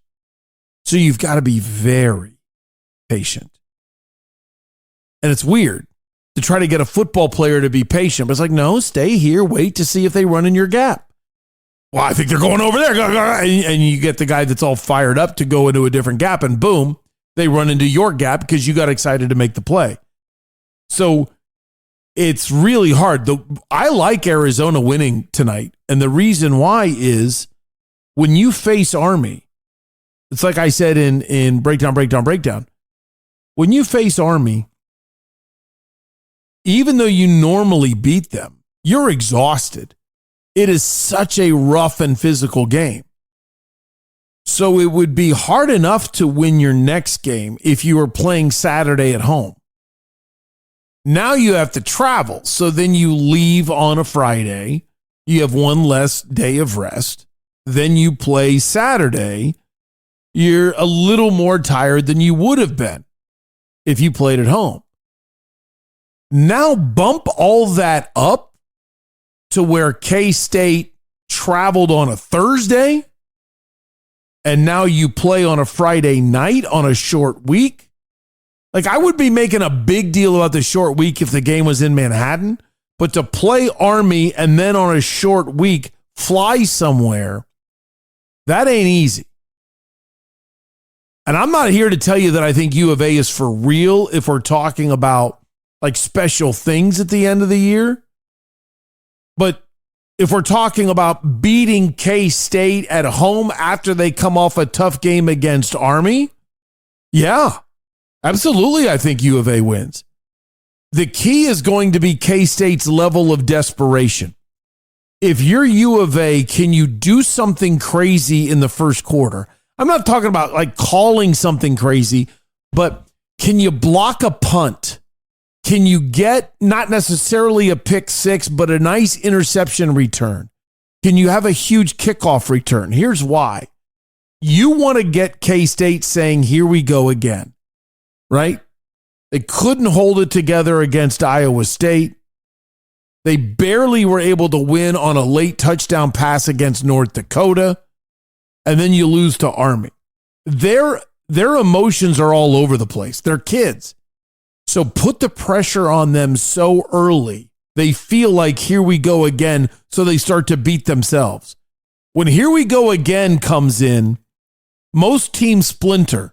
into Group B that's a bunch of losers. Really. Group B is like, oh my gosh, here we go again. We're going to lose. And they start to shut it down. Group A are winners. And because they're winners, when here we go again happens, then they start barking at Group B. That creates tension, number one. Then they start to dismiss Group B like, I can't win with you. So then they try to do more. It's a one gap scheme, but you're playing two gaps. You're a running back and the hole is supposed to be there. And instead of just accepting the 3-yard gain, you feel like I've got to make something happen. So you bounce it outside and you lose 2 yards. You're a quarterback and the check down isn't good enough. We're not going to win checking it down. I've got to hold on to this. Boom. As you decide to hold on to the ball, you get plastered. That's what happens. You're trying to win still, but you're pressing to win. You're not doing your job anymore. And I totally believe if you can create that problem in the first quarter for Kansas State, the fractionalization happens. So I like UofA there. ASU, it's really simple. Do you think Kenny's a good coach? Do you think Sam's a good quarterback? Or do you think somebody's a head case? That's what this is. You lost to Mississippi State. If you beat Texas State, it's not a big win, but it's an enormous loss. That city or that fan base, you've been bandwagon before, and I don't think it's a good thing if you lose this game. I think the fan base gets fractionalized. They start calling last year a fluke. Everybody says it's all because of Cam Scatteraboo. They'll never come back to where they were, blah, blah, blah. And you get all of these excuses. I believe in Sam Leavitt. I believe in that assistant coaching staff, and I believe in Kenny Dillingham. I have no doubt they're going to beat Texas State, and therefore I don't really have a deep dive to do for either game. The stats are skewed. ASU's mentally tough, and I think Kansas State is ripe.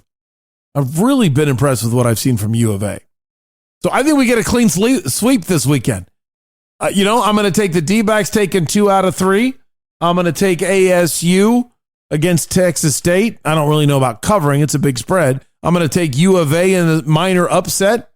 And I'm going to take the Cardinals in a pretty good beatdown of Carolina. Let's talk about that.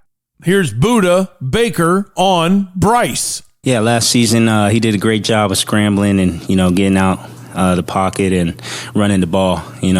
For us, a big thing is stopping the run. I think they had over 140, 150 in rushing. So a big thing with us is stopping the run, trying to stop, how you say it, Chuba?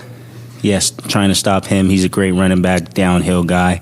And trying to keep, Bryce in the pocket. And if he runs, somebody to get him down. I never in a million years would have picked the Cardinals to lose last year at Carolina. So even though I'm picking them to win, I admit there is that twinge of lack of confidence because of how they embarrassed themselves last year. I think the advantage here is the Cardinals, to me, when led by Kyler Murray, are kind of front runners. When things are going well, you can count on them to probably keep them going well. But when there's question marks or there's issues, I don't think they have the leadership to get through it. So last year, I do believe they went into that game thinking, boy, it's going to get really tough after Carolina. And they're not good enough to beat a team when they're not focused on beating a team. What I mean by that is, that sounds weird. What I mean by that is if they're focused on beating their opponent in 2 weeks, they're going to lose to the opponent they're facing at that moment. And I think that's how they went into the Carolina game. And of course, nobody went into it thinking, I'm going to start thinking about next week. But I think they were thinking Carolina's easy, we'll be fine. The problem is Carolina's easy to beat when you're a good team. They're not easy to beat when you're not a good team. Well, I'm not saying the Cardinals are a good team, but I will say the season hasn't had enough drama for them to become fractionalized. I'm really buying into this team starting the season 5-1. beating the two NFC South teams, splitting with their two NFC West rivals, and then Seattle and San Francisco, and then sweeping the two games that they'll have against AFC South teams. And then it's time for the showdown with Green Bay.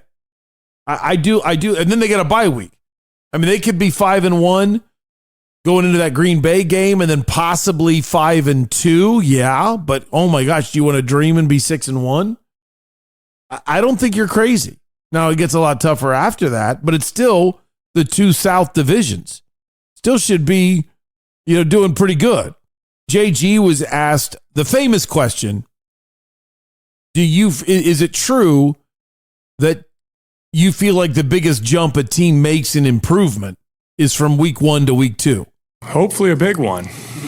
Hope's not a good plan, though, huh? We need to. That's a good question, Craig. Like I said, you're playing a new opponent. It's still early in the year, so you got all that going on. But I think we need to take a jump this week. All three phases, individuals, coaches, everybody.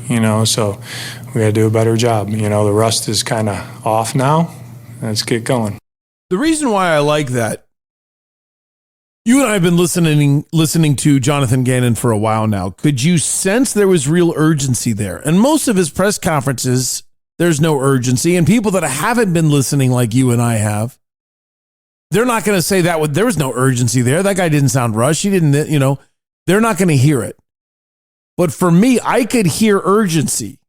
I could hear, hey, I hope we get better, but we're not going to build, only rebellions are built on hope. We're not going to win with hope. We've got to bring it.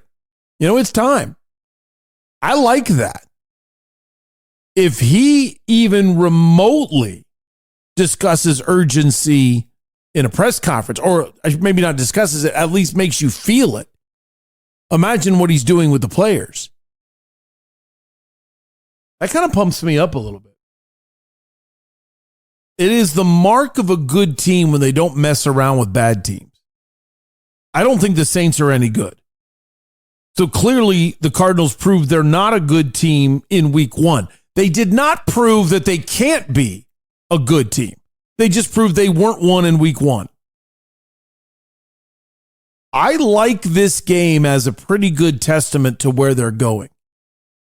Listen, there's a chance they could win on a late field goal and they're 2-0 on the season, and then things keep rolling in a positive direction. But that's not really how I see it.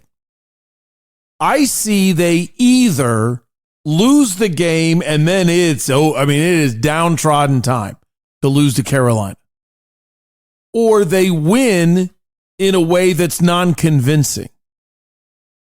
And if it's one of those two scenarios, then I think there's going to be a lot of surprise losses along the year, and they're going to be nowhere near a 500 team.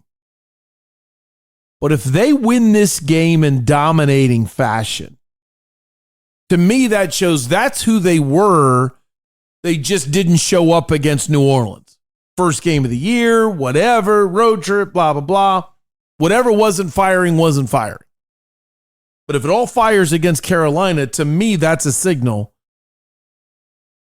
that they're ready for the season. Will Johnson was asked about the hit, and this was pretty funny. But the reason why I wanted to play it for you, is because you can hear it in him, that this is the world he lives in. I mean, it's a bunch of oohs and ahs, and they all loved it, but everybody said they didn't know I had that in me, but because they know I'm a kind of chill guy, but when I get on the field, it's a little different. Did it feel as good as it looked? Yeah, it felt good. I mean, I felt it a little bit too, but it felt good. What I liked about it is he says, I'm pretty chill, but then I lay it all out on the field. Those are my favorite people. The guys that are relentlessly competitive once the helmet goes on, and then as soon as it's off, got to get a life. Be normal. Not in practice, though. Bring it every day in practice. And it sounds like that is Will Johnson. It was funny listening to Jonathan Gannon talk about the play because he kind of downplayed everything with Will when they're dancing with that pick. Played really well at the point of attack. He was really good. I thought his eyes were good most of the day. Technique was pretty good most of the day. He made a bunch of plays for us. Showed some resilience. He had the one ball caught on him in the first drive in the third quarter, and then kind of shut his guy down the rest of the day. So I thought he played well. The topic of eyes, your cornerback, I thought his eyes were in the right spot. It is so difficult to get that right. If you're in zone, you're keeping your eye on your man and the quarterback. You're seeing ball and man. You're keeping everything in front of you. Make sure you know your assignment, which guy in your zone, if they flood your zone, what is the offense trying to do to you that you don't want to happen? Things like that. Not being fooled by the eye candy of the offense, the different motions. Wait, this guy's now here. Okay, but that doesn't change anything because he's here. We're in this coverage, blah, blah, blah. And then eyes in the right spot if you're in man is you're not looking at the quarterback. Hey, we'll figure it out if the quarterback runs. Your job is to make sure that guy doesn't catch the ball. So don't have your eyes wandering everywhere and have it end up in the wrong spot. And that can be so easy for a rookie. So that shows you where Will is at that, should completely jack you up. All right, last one I want to play for you on this subject before I get to something that I just think is absolutely incredible that I can't wait to play for you. Here is Buda Baker. He was asked about how Taylor Demerson is doing, Rabbit, and he gave some answers, and then he was kind of asked, well, what have you seen from him in the difference between year one, year two? Yeah, year one, Rabbit was playing like a rabbit. He was just all over the place, very high motor, got to the ball, but, some details, it was kind of a little iffy on here and there. And this year, definitely have done a great job of getting the details and experience those details in practice and then ultimately playing really good in the game. So he's going to continue to get better. He's doing a great job in each positions we put him at, and very excited for Rabbit's future. Buda does not just throw out compliments. No. Now, he'll say simple, I'm excited for his future, but the things that he said there, you could tell that was totally legit. Last thing I want to play for you has nothing to do with the Cardinals, and it has everything to do with the Cardinals. I thought this was one of the more amazing 4 minutes of football knowledge on television.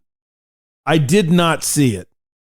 It was on FS1, the Colin Cowherd show, but it was tweeted out, and I saw it on Kurt Warner's feed. So Kurt is at Kurt13 Warner. And it was fascinating to me, and I want to play it for you. The reason why I love this so much, it's ironic that I saw it from a Kurt Warner tweet. Kurt Warner has said many times before, the problems in the way that quarterbacks get drafted is there isn't a plan in how they're going to bring that quarterback up to speed. And it's almost like he thinks, and I don't want to put words in Kurt's mouth, but it's almost like he thinks there are fewer great quarterback coaches and offensive coordinators that can come together to raise the quarterback than there are great quarterbacks. Fewer of them than the actual player. So that's possibly why you have a Sam Darnold fall on his face with the Jets, but then have an incredible season in Minnesota. When you have a good quarterback coach that teaches you what's going on, there's so much to that position that it takes more than a lot of teams are willing to do or have. And maybe that's why Kyler fell on his face early on. Now, I shouldn't say that because he was a Pro Bowler, but I don't care about the Pro Bowl. But maybe that's why he didn't learn some of the lessons he needed to learn. So this is Tom Brady, and he's being interviewed by Colin Cowherd. And Colin asks him to respond to Colin's new theory.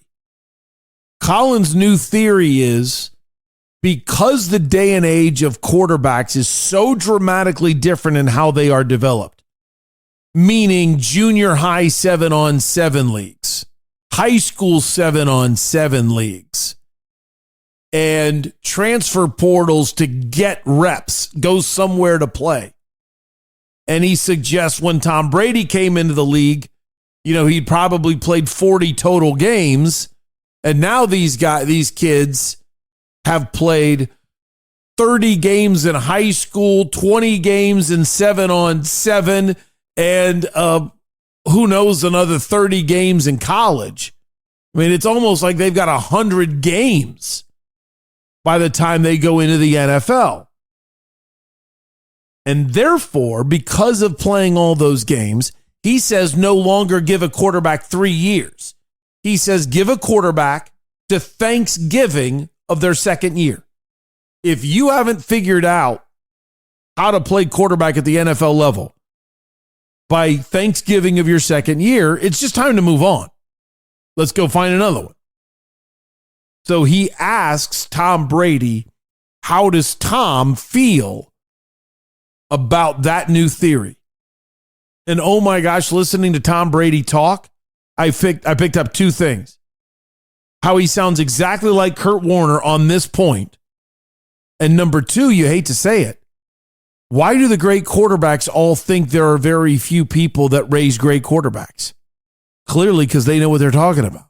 Yeah, but I would argue this. You're assuming that everybody knows how to develop a quarterback. You're assuming that you're going into a program. I mean, I'm telling you, there's a lot of people who have no idea what they're doing when they're tasked with coaching a quarterback or calling an offense. Just like we'd rank quarterbacks 1 to 32. Do you rank offensive coordinators 1 to 32? Do you rank quarterback coaches 1 to 32? Well, what if you have the 32nd ranked coordinator in someone's mind or the 32nd ranked quarterback coach? How is he getting a level of development that the guy who's first is getting? When I got to the Patriots, I sat behind Drew, who was a franchise quarterback, right? In my second year, it's training camp, and we had a very good quarterback coach named Dick Rabine, and God rest his soul. Unfortunately, he passed away in training camp of a heart attack, and it was a very difficult loss for our team. And the way that we found a way to continue on that season is Bill Belichick became more of a quarterback coach than we ever imagined him being a quarterback coach. He was obviously a head coach, very involved in defensive game planning, but he decided to come in every week and talk to the quarterbacks about coverage. All right, guys. And he would do these big write-ups, and I still have them all because I kept everything. Tom, this is cover one. This is how they play it. This is who's responsible for who. Okay, if we line up in a bunch formation, this is how they're going to handle the bunch formation. This is why they do that. This is the weakness of that, why they do that. You shouldn't do this if this is how they cover this. Okay, this is cover two. This is how they cover. They play two variations of cover two. When they're in this variation, this is what they're trying to stop. When they're in this variation, this is what they're trying to stop. Okay, this is cover four. This is how this team uniquely plays cover four. We shouldn't line up in this formation to try to run this concept. For 1 year, for actually more years beyond that, that's how I developed and learned, defense calls a certain play. This is how we can put them in this formation and they can back the coverage off and I'll have a short throw underneath. Oh, great. I love that. Let's do that. Nobody's getting that type of development. So I learned from an offensive standpoint watching Drew and having very good offensive coaches. Then I had a defensive coach, the best one of all time, teach me how to read defenses. Then I would go out and meet with player personnel people, who are very talented. Okay, we'd go through the entire defensive lineup. Okay, these are all the things that this defense does. This is what this player does well. This player does well. This player does well. That's development. You're giving people knowledge and information that you could take to the field so that you could play with confidence and anticipation. And that would free you up to play a very aggressive style of football. So I'm saying, what if you're a quarterback and you go to a system and they don't teach you coverage? They don't teach you cover one. They don't teach you cover two. They don't teach you cover four. They don't have personnel meetings. They give you an offensive game plan and they go, all right, buddy, here you go. Figure it out. And after Thanksgiving of your second year, they're going, man, this guy just can't play anymore. He stinks. He can't read cover. It's like, dude, what did you teach him anything? Did you groom him? Did you spend time after practice? Did you work on the physical parts of his game? Did you work on his throwing mechanics? Did you work on his drops? Did you work on the mental parts of a game? Did you understand how to help him study film better? So all these aspects, physical part about football. The physical part is one aspect. I was 199th pick in the draft because so many people were focused on a physical skill. Tom Brady, too weak, couldn't stand in the pocket. If he gets hit, he's going to go down. Lacks a really strong arm. That was kind of bull. But what I really understood, the mental, emotional part, I could bring a consistent, competitive, winning attitude to practice and the games every single week. Mentally, I could absorb information. You could give me, just like Belichick did, pages of notes, and I could process those things and then take them to the field and play with anticipation. So what I lacked for maybe in a bit of physical development, I far exceeded a lot of other people in mental, emotional development. And that's a hard thing to evaluate. But I'd also say there's not many people who even know what to do. It's not like they're CEOs of businesses. A lot of times they're football coaches, with all due respect. They're not running large corporations. Right. As Bill Parcells said, they're PE coaches a lot of times that get elevated to, coaching positions. Wow. Just wow. Where he was really going deep early on. We've talked about the coverages. So hopefully you were right there with him. Cover 1, cover 2, cover 4. I've always described it as that's like the number of outfielders.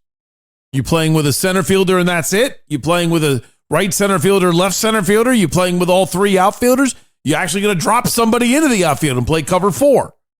Okay? That's what that was. But then Tom went into, if they're in this coverage, this is what they like to do. So here's what they're going to be able to take away. When they're in this coverage, they want to take away this. Well, you have a play where that formation is going right into their strength. This is where fans will drive you crazy because fans will go, that was a terrible play call when the play call doesn't work. Well, what if there's 2 plays called in the huddle and your quarterback is supposed to go to the line of scrimmage and recognize, wait, we're not running this play into that coverage, and he doesn't check out of the play. When Kyler Murray is breaking the huddle with 7 seconds left, yelling at everybody to hurry up and getting delays of game, that's when I lose my mind, because what that means is he doesn't have time. If he knows how to, he doesn't even have time to read the defense. So he might be running a play right into the teeth of the defense. And a good quarterback is already able to tell the signs of what they're going to do. And then you check out of the play. That's why you hear Peyton Manning yelling all the time. You're checking out of the play and getting yourself into something that will work against that defense. When ASU blew it against Texas, that was just beautiful offense.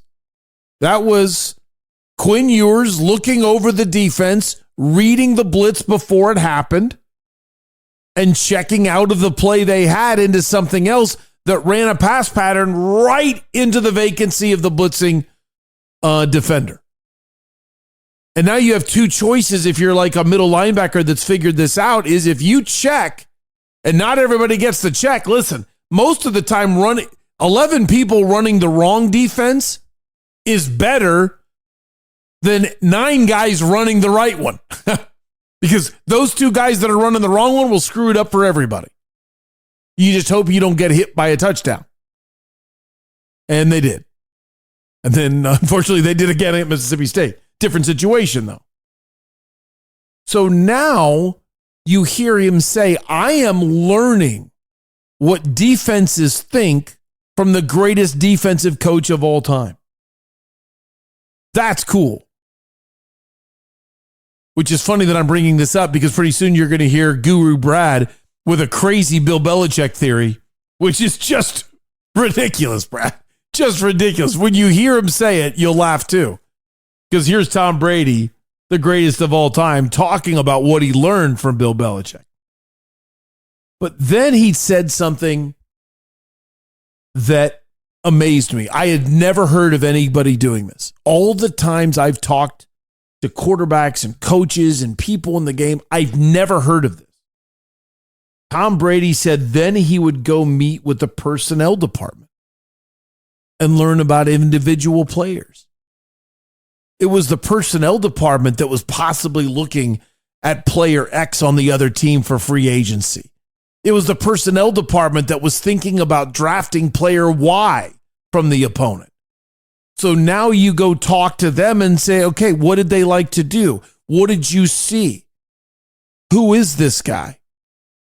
And now Tom Brady feels like I'm going into a game knowing how their defense thinks, because Bill Belichick taught me that, where the strengths of my offense are because I've studied the game plan with the offensive coach. And I know the tendencies of the individual defensive player and possibly some signs that when they do this, they always then do that. And the whole time he's talking about this, he's talking about coaches that don't understand how to relay that information to truly lift up a quarterback. So it gives me two final thoughts. Number one, I am nervous about how good the Raiders might be someday if he gets totally involved in teaching quarterbacks. You're going to need a great relationship with your head coach, because if you're a head coach that doesn't want their quarterback to go talk to Tom Brady, you're an idiot for a head coach. At the same time, that's a player now running around you going to talk to the owner about stuff. Okay? That's weird. And the other takeaway that I had from this is something you've heard me harp on for 7 years, I think, but specifically the last 4. Kyler Murray has never reached out to Kurt Warner, who's in the Ring of Honor, and said, teach me what you know. I don't care who's been in the room with me. Anytime I've been in the room with Kurt Warner, there is nobody else in the room that knows more football than he does. I've had multiple head coaches in the room. I've had multiple assistants in the room. I've had multiple players in the room when I've been in a room with Kurt Warner, and there has never been a time I have felt like somebody else knows more about the game than he does. And Kyler hasn't reached out to him, and I guarantee you, Kurt would take that call and be happy to sit and teach him football. Gosh, I love that. I hope you're glad I pulled it. Of course, I'm going to say something about Colin Cowherd in sound credits at the end, but free plug for his show on FS1, because that was great television and great football on television, hearing Tom Brady talk about that. Coming up next, Guru Brad. It's time for us to help out your fantasy team and how to work on a trade. And then probably the biggest monster versus Vegas ever, because I found so many games I like. That's next. This is Doug Franz Unplugged, presented by Whirlwind Golf Club at Wild Horse Pass. Here is Sue Rigler talking about game day at 100 Mile Brewing Company. Game day here at 100 Mile Brewing is less than a mile away from ASU. So game day, we have the hockey game at Mullet. We've got basketball at Desert Financial, and we have football at Sun Devil Stadium. We have free parking, and you can actually even walk over. We've got a parking garage with 8 floors, so we'll never run out of parking, and it's free. So it's always a buzz and fun to watch the games here. 100 Mile Brewing Company. Fresh. It never gets old.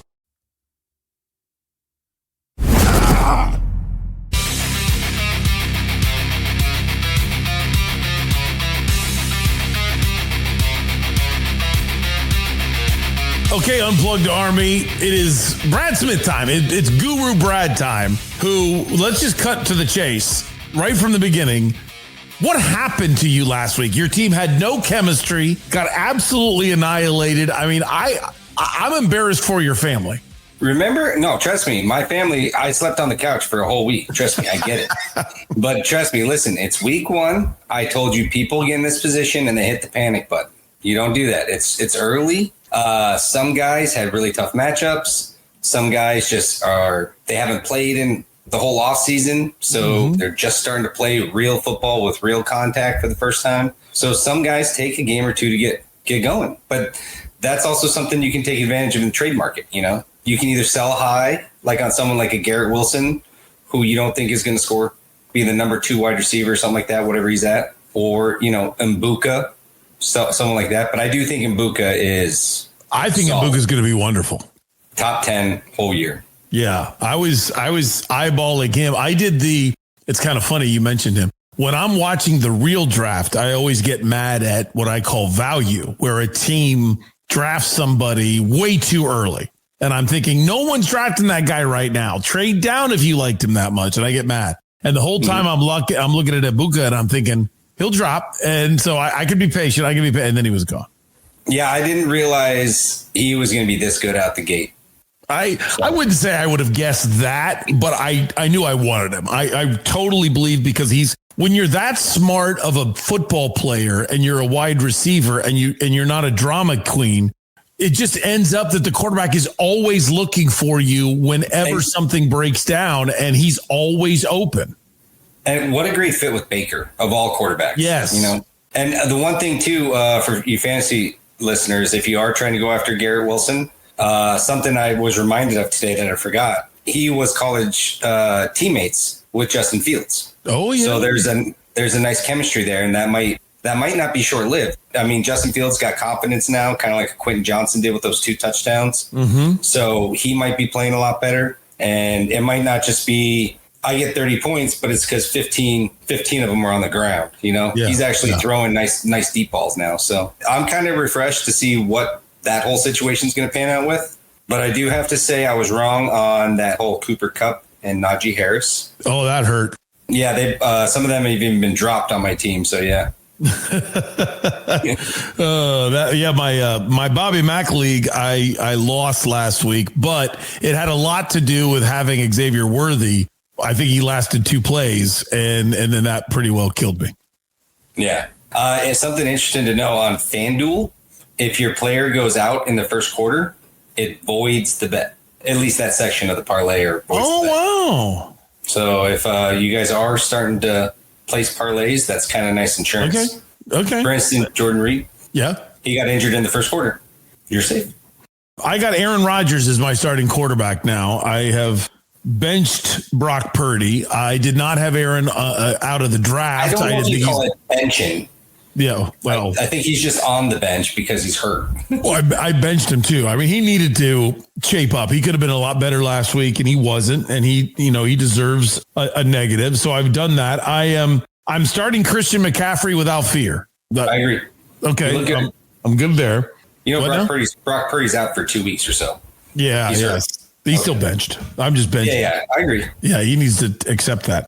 I'm a little nervous about James Cook as of right now. I have him in a flex position. For those of you who don't realize, maybe I should have introduced Guru Brad before we started. I'm just assuming everyone in the Unplugged Army already knows. But he has been our fantasy guru a couple times in the past, but now it's hardcore. Every Friday on Beer Friday, he's going to join us to help you set your lineup and kind of talk through, I admit, mine a little bit. What's odd is I'm playing him this week in the Unplugged Fantasy League. So I'm asking for advice from a guy that I am trying to beat. But in our league, we only have 1 running back, 1 wide receiver, and 1 tight end spot. But we have 3 flex spots. So you have a lot more freedom than a lot of you that are 2-2-1 and then 1 flex. So because of that, I have James Cook starting as a running back in my flex. I have 3 running backs in my flex spot. But because of that, I don't want to touch either T. Higgins or T. Higgins as my starter. So I got Zay Flowers on my bench, which I kind of anticipate him having a really good game against Cleveland. I don't know. Something tells me Cleveland loves to play divisional opponents tough and love to get their stomped by everyone else. Okay. So something tells me it's going to be, less than 7-point game. You think they're going to blow them out, but it's going to be like a 2013, something really a low scoring game. Okay. And Baltimore's defense will have a better showing too. That was a big time shocker. It's Josh Allen. It's just something about it's almost like a big brother. He's got their number. I feel good about Travis Etienne at Cincinnati. I think they're going to use him an awful lot. So I'm leaving him. And I like my team a lot. I don't have a great bench. So there's really not much arguing. If one of my guys doesn't do well, I'm kind of a dead duck. Zay Flowers is the only benchable argument here. Hawkinson is kind of rough. If you can upgrade that, I definitely agree. At my tight end spot? Yeah. I keep thinking a young quarterback. I always like tight ends with young quarterbacks because where else are you going to go? The young quarterbacks need to be able to find their tight end. Yeah, but I would say young quarterbacks that panic need tight ends. Oh, interesting. He doesn't seem like a guy that panics, because if he panics, he seems like he's a guy that runs. Okay. The guys that run don't generally go tight ends. That's it. Okay. Like a Spencer Rattler. Now there's a guy that goes for tight ends. Now, are you saying that because you're trying to influence me into... I'm only trying to give everybody the right information, Doug. Thank you. I don't know how you're conceive this or what. The reason why I say that is I have 2 trade possibilities coming from you, and they both include Juwan Johnson, who just happens to be the tight end that would receive these passes from Spencer Rattler. Well, now that is a coincidence. So we have trade one. Now, here's the thing that I don't think, for those of you in the Unplugged Army, I'm talking to you now, not Brad. Last week we had Brad on, who complimented the first lady of the Unplugged Army in the fact that she's the only person that is rejecting trades from Brad out of fear he's really good, so there's no reason I should trade with him. So then after he couldn't get his evil clutches into her team, you now look at me like I'm the mark and the weak link, and you've come after me with 2 trades. You married the woman that said no to me. Like you. Like, think about how great that makes you. Yes. Yeah, well, I used to be attractive, so that was a long time ago, though. So, things have changed. I'm very jealous of your hair. Yeah, I keep it short for you. I know it's a thing. When it was growing out and out of control, I was thinking you have all this extra that you don't need, and you just mock me with it. No, honestly, I go every 6 weeks with a haircut. So my hair should be cut every 4 weeks. Those last 2, my wife calls me fancy homeless. Oh, okay. I've never seen the fancy part from you, but the trade proposals, we have one, which is I get Juwan Johnson and Xavier Legette, and you receive Zay Flowers for those 2.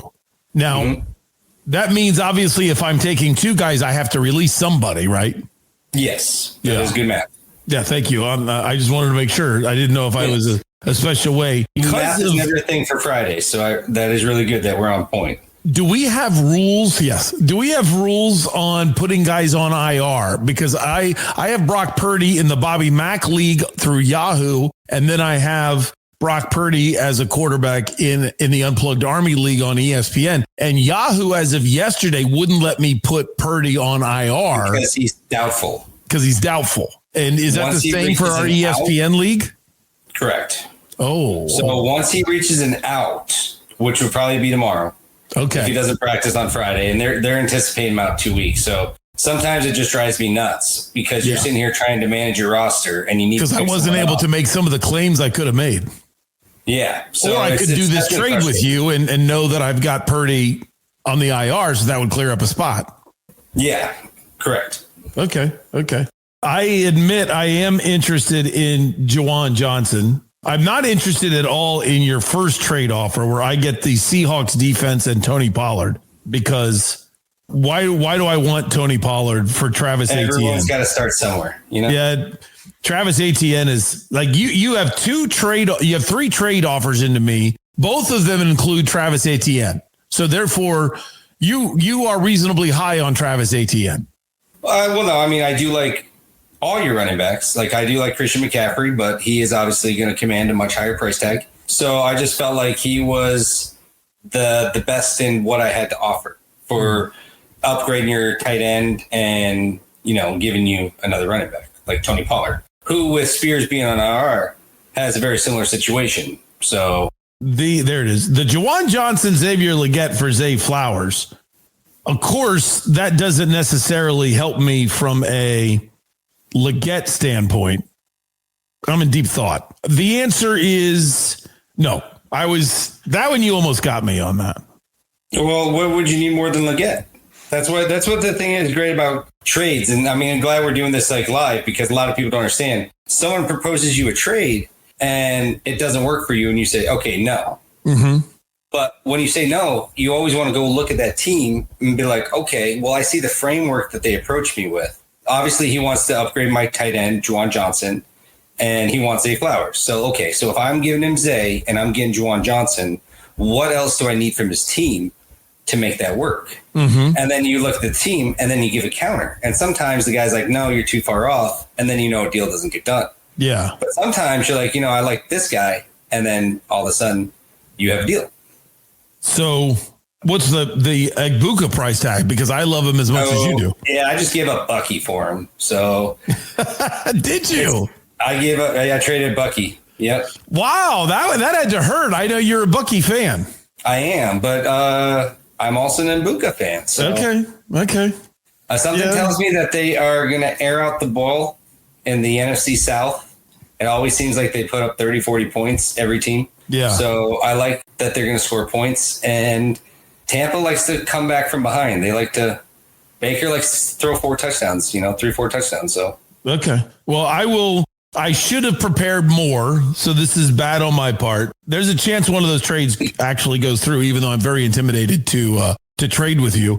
Let's get into what other people are worried about with their fantasy team. And that is setting the lineup for week 2. What are you looking at? Is there a matchup out there where you are saying, wow, if anybody is playing this team, you should be able to do this to them? Or what are you looking at matchup wise this weekend? I don't know if it's necessarily matchup wise. I know, for instance, Daniel Jones had a really great week 1. He is now going into Denver to play Denver. So that is going to be a completely different monster. So anyone expecting 30 points from Daniel Jones, I think it's more back to reality, 16 to 18 points this week, which is still serviceable. It's still fine. But I don't know how long the Daniel Jones show is going to last. And then also teams like Houston, for instance, CJ Stroud, they don't seem like a team that's really moving the ball. So someone like Nico Collins, even Nick Chubb, CJ Stroud, these guys aren't really producing fantasy numbers. So even though they're really good team and, they're great on paper, that might be someone you might want to steer away from, because if CJ is only throwing for 175 yards, I mean, how much can you really expect your wide receivers to get? Yeah. And I'm assuming that a lot of people like Nick Chubb early because they figured, until he loses the starting spot, that they could get some secret points there at the beginning. Well, the kid's got so much heart, man. I mean, to be on 4 knees and still come back and want to play, it's crazy. What do you think of, for any Cardinals fans, even if they're not a fantasy person, with the Panthers defense? Anybody you like on the Cardinals this week? You like Kyler? I never liked Kyler. I would say I'm okay with Kyler this week. Okay. Just because I feel like you never know when he's just going to have a goose egg. There's a lot of non-consistent performances with him. While he seems like this is a year he is going to do well, so I would lean more to him doing well than not, and especially with the Carolina matchup. The fact that they almost lost to the Saints, I mean, that was true, Arizona style, sports. I was shocked be up by a lot, and then let's just tank it. I was shocked they didn't lose, and I don't mean that as in if you asked me a prediction before the game, I thought they were going to win by 2 touchdowns. But as the game went on and you saw the comeback start to form, it did seem like that's the exact kind of game the Cardinals lose. Yeah. So I don't think that's out of their bag of tricks. I think that they are definitely able to lose games. Okay. I think, Chuba Hubbard, he's going to run hard. I like, obviously Leggett. What's the rookie's name? Teteroa McMillan? Yeah, McMillan. Yeah, thank you. Yeah, you go quick with T-Mac and you're always okay. T-Mac, thank you. So I think they do have great pieces. While I don't know what happened in the Tennessee game with them, I do think Carolina with Bryce Young, for instance, he's got a better chance than someone like Cam Ward, So can they pull the upset? Yeah, I think it's a perfect trap game. But I do think that they're still going to get fantasy points. Okay. Like Marvin Harrison Jr., Trey McBride. I'm never thrilled about starting James Conner, but Kyler would be fine and serviceable. So okay, I'm wondering how much, because I'm in hook, line, and sinker. I thought the corners for the Cardinals would be weak for a little while. When I say a little while, at least through week 8, and then you'd start to see Garrett Williams and Will Johnson looking good, and then the weakness would be Max Melton. I realize it's only the Saints, but they look good enough that are you fading any opposing wide receivers? I'm assuming you'd love to have more information, but since you mentioned T-Mac, is the Cardinals back end good enough to fade some receivers in future matchups? I think this year, yes, because they're getting more pressure. The cornerbacks aren't having to guard people for 3, 5, 7 seconds. They're getting pressure, and he's getting to his third check down, and that ball's got to go. So that, I think, is what's the biggest improvement for the secondary has been the defensive line and the pressure they've been able to apply. Okay. As a fantasy guru, what are you doing on Friday and Saturday? I jokingly say to prepare your team for Sunday, but in all seriousness, I actually mean to prepare your team for Sunday. Nothing really. It's just kind of watch the injury reports. So, like I had in my other league, Kittle and Brock Purdy. So, believe it or not, I actually had to make I revamped my whole roster. We pulled off 11-person trade. 11 people were involved. Oh, it was 11 football players or 11 people in the league? No, 11 football players in one trade. Oh, my 5 went to one team, 4 went to the other team, and 2 had to be dropped. So, does everybody seem happy, or is there regret? No, actually, believe it or not, this was the closest to 50-50 trade I've ever seen. So I traded for like a Baker and Chris Godwin stack, and then also Jordan Addison and Henderson from the Patriots. Okay. But I gave up Bucky, Brock Purdy, and Kittle. So Kittle and Purdy are hurt, but believe it or not, Rich is the guy I traded with. Rich is going to wait and then get that stack when it comes back, because he's also got Rashid Rice. But now he currently has Bijan Robinson, Jahmyr Gibbs, and Bucky Irvin as his 3 running backs. He's happy with that. Yeah. And I'm definitely happy with my team now, so it worked out. That's kind of impressive, but scary. So you're watching all kinds of injury reports. Do you set your lineup the last second Sunday morning? Like, I admit, because I am so busy, I take a look at it like on Wednesday, and I set it just in case. Like, in case I don't have time to do anything, 100%. Here it is for now, and then I hope to get back to it. What are your strategies? No, exactly the same thing. I set it on pretty much when I'm looking at waivers and everything on Tuesday. Okay. I kind of just set it with what I think. And then obviously I started the week with Brock Purdy. And then obviously more reports came out that he wasn't going to play for 2, possibly 3 weeks. So he obviously went to my bench, and then I only had McCarthy. Okay. And so I was like, oh, okay, so I'll start him. But then I started thinking, well, what if I go get a Baker Mayfield? And then I just start Baker. So that's when my head started spinning with trades. So I think Friday, Saturday, I'm more thinking about improving my team with trades. Okay. Than really what to do with starts and sits. Do you scout out, I think this player's going to do well, and then go find who has him? No, it's like 2 puzzle pieces you're trying to connect. Like, for instance, like a Tootin and a Travis Etienne. So if, let's say, Tootin had a touchdown and 60 yards, and you were worried about Etienne possibly losing like a timeshare, if you were a Tootin owner, you would go seek out the Etienne owner, because obviously Tootin has more value to him than anyone else. Okay. So that's when you start looking at, like, if you have a Jordan Addison, who's his quarterback? Maybe they want to stack. Mm-hmm. And let's say he's got Justin Jefferson. He definitely doesn't want to trade for Jordan Addison. Yeah. So you have to watch, because like I traded for Henderson, the running back on the Patriots, and I had Pop Douglas on my team. So obviously I had to send Pop Douglas back to Rich, because I'm never going to start them both. Yeah. Yeah. Are you worried about Henderson on a team we assume will struggle overall and therefore be throwing the ball a lot in the second half? At first, before week 1, I'd say yes, but he had only 5 carries, which is very, very low on your carry charts if you're talking about your RB2. But he did have a 5.6 carry yards per carry. Okay. Which is great. So you give him 10, that do the math. And then not only that, but he had like, I think he caught 3 of the 4 receptions. So he's involved in the passing game. And Ramondre Stevenson, as someone said today, I heard, just looks like a fat cow out there. So I'm not going to lie, I've not seen a ton of Patriots film this year, because obviously basically once Tom Brady left, has anyone really watched? Yeah, right. I haven't watched. I watched a couple Drake May games, because I did like him in college. I thought he was good. You know, I have a conspiracy theory about Bill Belichick. Okay. He's not even a good coach. You know, I think you're nuts. What was his name? Bill Adams. What was his name? The savant guy, Ernie Adams. Yes. Yes, Ernie Adams is the reason Bill Belichick and Tom Brady were so good, because Ernie Adams was a savant. He had a photographic memory, and he'd always whisper things into Bill Belichick because he recognized the play. Yeah. And so he'd come tell Bill Belichick, and then all of a sudden Bill Belichick calls the perfect play because he knows what's happening, and he looks like this great defensive guy. But Ernie Adams was by his side the entire time.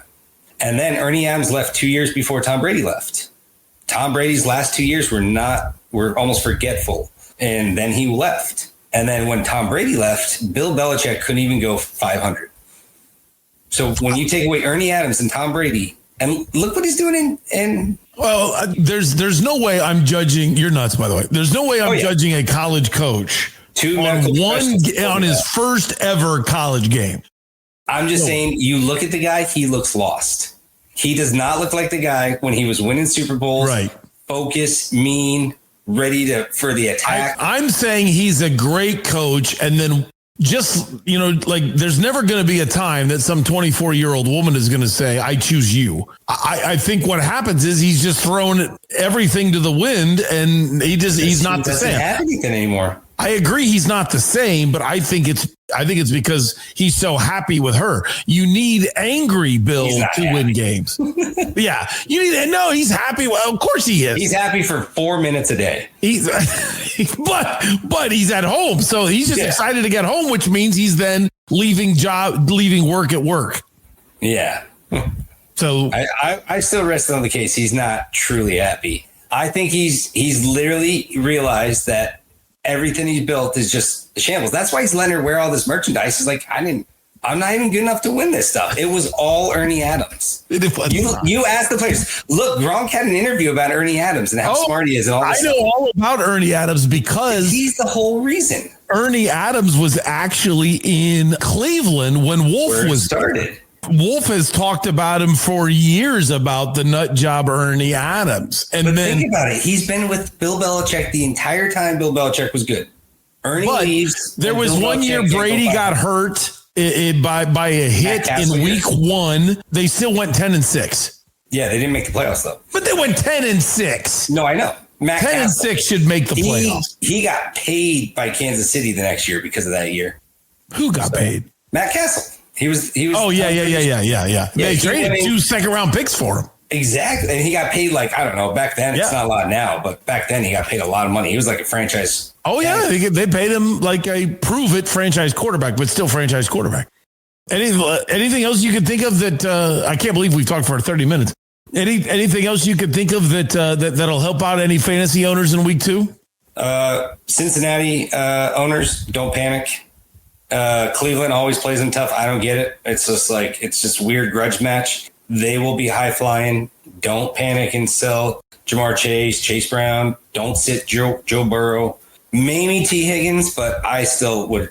If you got a flex 3 spot, T. Higgins is perfect for that. So I have flex 2. It's a big game for me. I have T. Higgins and Travis Etienne against you, so I need that. Well, I'm going to send you another offer.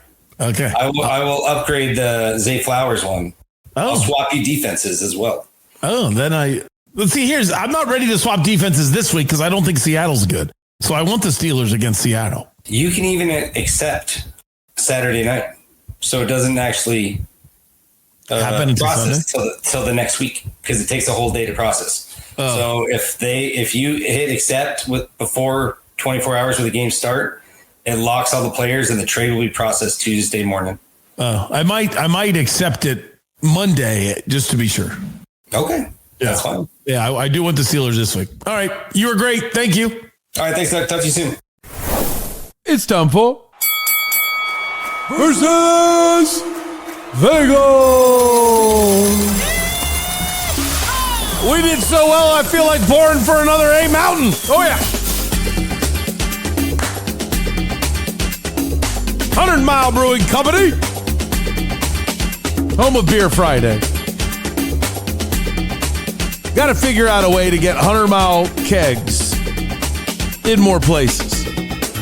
Got to work something out with Mikey, work something out with Siblik. It's a business transaction that's none of my business. But those places are my favorite places, and I want to be able to drink AIM out when I'm there too. 100 Mile Brew, figure it out. Maybe have an Unplugged Army discount. Like other places, you charge a lot, but members of the Unplugged Army get a discount. How's that? You got to do it. You got to get AIM out and everywhere. So we go 2-0 yesterday because of a good move by us. We ignored the hook, and it works out. Too bad I didn't take just the regular run line and eat the negative juice. We took San Diego -2 against Colorado and not the 1.5, and it ended up San Diego winning 2-0. That kind of stunk. They had a runner on second with one out in the bottom of the 8th, and I'm thinking, come on, one base hit and we got it. They didn't do it. But that ends up as a draw. We don't lose anything there. And we got the other two games right. We took Green Bay for blood money minus the 2.5 against Washington. Green Bay won 27-18. And NC State beat Wake by 10. We had -7, 34-24. So we got that right. So we go 2-0. And now here we go.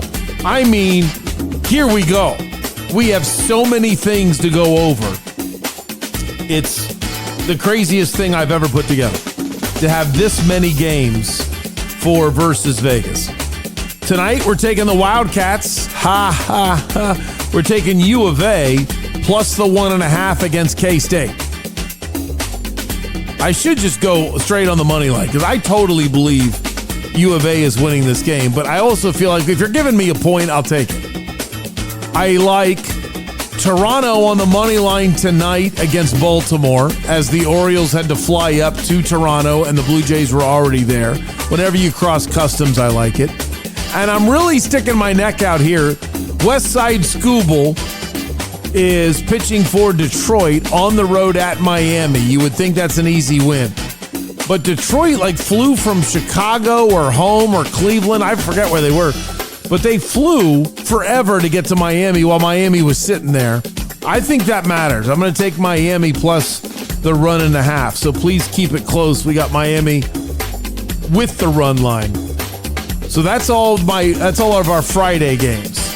Saturday games. Oh, it's a load. I don't even know what the line is, but we're taking it anyway. It's Corbin time. Rangers at Citi Field against the Mets. Let's say the over-under is 8.5, we're taking the over. If it's 9.5, we're taking the over. If we get to 10.5, we are not taking the over. That's where I'll draw the line with Patrick Corbin. 9.5. So anything 9.5 or below, just consider it done, even though we don't even know what the line is. My other games on Saturday. Georgia at Tennessee. I think it's going to go over the total of 49.5. And I actually think Tennessee's going to win, but I'll take the points. So we'll take Tennessee plus the 3.5, and we'll take both teams over the 49.5. Same thing with Texas Tech against Oregon State. I think they're going to cover the 23.5, and I think they're combined going to go over the 61.5. So let's take Texas Tech to cover and the over with Oregon State. And another one, exact same thing. We're going to sandwich Iowa State. I think they cover against Arkansas State minus 20.5. And I think Iowa State and Arkansas State go over 55.5. If there's any of the things to skip, I would skip that last one. Going over 55.5 might be a little bit of a stretch. I could easily see Iowa State winning 40-10, and then we don't get the over, something like that. Then let me make sure I don't have any more Saturday games. No, I do not. Then on Sunday, I got Denver minus the 1.5 on the road at the Colts. I think Denver goes 2-0 to start the season. And I've got this player prop. I'm a little shocked by this. Chargers against the Raiders. Justin Herbert and the way he's playing, you get plus juice for him to throw for 260 yards. Oh, that's easy. So we're taking that player prop over that Justin Herbert will throw for 260 against the Raiders. By the way, the Raiders might have both of their starting corners out. And that's all the games. How about that? All of those games is what I'm looking at. Sound credits today. We got the Jonathan Gannon, the Buda Baker, and the Kyler Murray. All of that was from azcardinals.com. So go to azcardinals.com if you're interested. You can hear the whole press conferences. I got the anything ASU I played. I got from the Sun Devil YouTube or the Sun Devil Source YouTube page, and everything UofA that I played, I got from the UofA YouTube page. Just Arizona Athletics, and I can't remember if I played anything else. Mind if I cheat real quick and look? There's that. Tom Brady, free plug for Colin Cowherd and FS1 from the Herd on FS1 is where I got that from. And that's it. Yeah. That's all my sound credits. That does it for today's version of Doug Franz Unplugged, presented by Whirlwind Golf Club at Wild Horse Pass. Whirlwind having an incredible event coming up in 2 days. A free 9-hole 2-person scramble. And they'll have fabulous prizes. When I say free, there's only one rule. You got to be a Whirlwind Plus member. If you're not a Whirlwind Plus member, go to whirlwindgolf.com, click on Whirlwind Plus, get yourself signed up. It's under $300 a year, and all they do is have fun tournaments, fun events, and hand out prizes. And you could be a winner. It makes so much sense. They're giving away Cardinals tickets in October. So become a Whirlwind member now, and you have an opportunity to be a winner. Bell's National Kitchen is located in Old Town Scottsdale, just off of Scottsdale Road on Main Street. Parker & Sons Heating, Cooling, Plumbing, and Electrical. Call 6022-REPAIR. Oh, no. Al, I really screwed that up because I had such a long versus Vegas with 12 some odd games. Parker & Sons, 6022-REPAIR. That's 602, the number 2, then REPAIR for Parker & Sons. Santan Ford, use the mobile unit. That's all you got to do. Use the mobile unit, and you can get your oil changed, and you're still at the bar, you're still at your kid's game, or you're sitting right at home, as long as you live within 25 miles of the of Santan Ford. Burrito Express, locations all across the east side and coming to a Circle K near you. And Trophy Bar in Chandler, Ocotillo Shopping Center with the best, oh my gosh, it's Friday. It's Beer Friday, and I've checked out. Oh my gosh, the rigatoni. I know it doesn't sound like I really mean it when I can't remember what it is, but I'm telling you, have the rigatoni and it's great. And thanks to Sue and Todd for sponsoring Beer Friday with 100 Mile Brewing Company. I'll see you there with the VABC, and feel free to come say hi to me at lunch sometime around 1 or 1:30. Hey, have a great weekend. Miss you, Al. Doug, thank you so much. My best to your listeners, and keep up the work on Doug Franz Unplugged.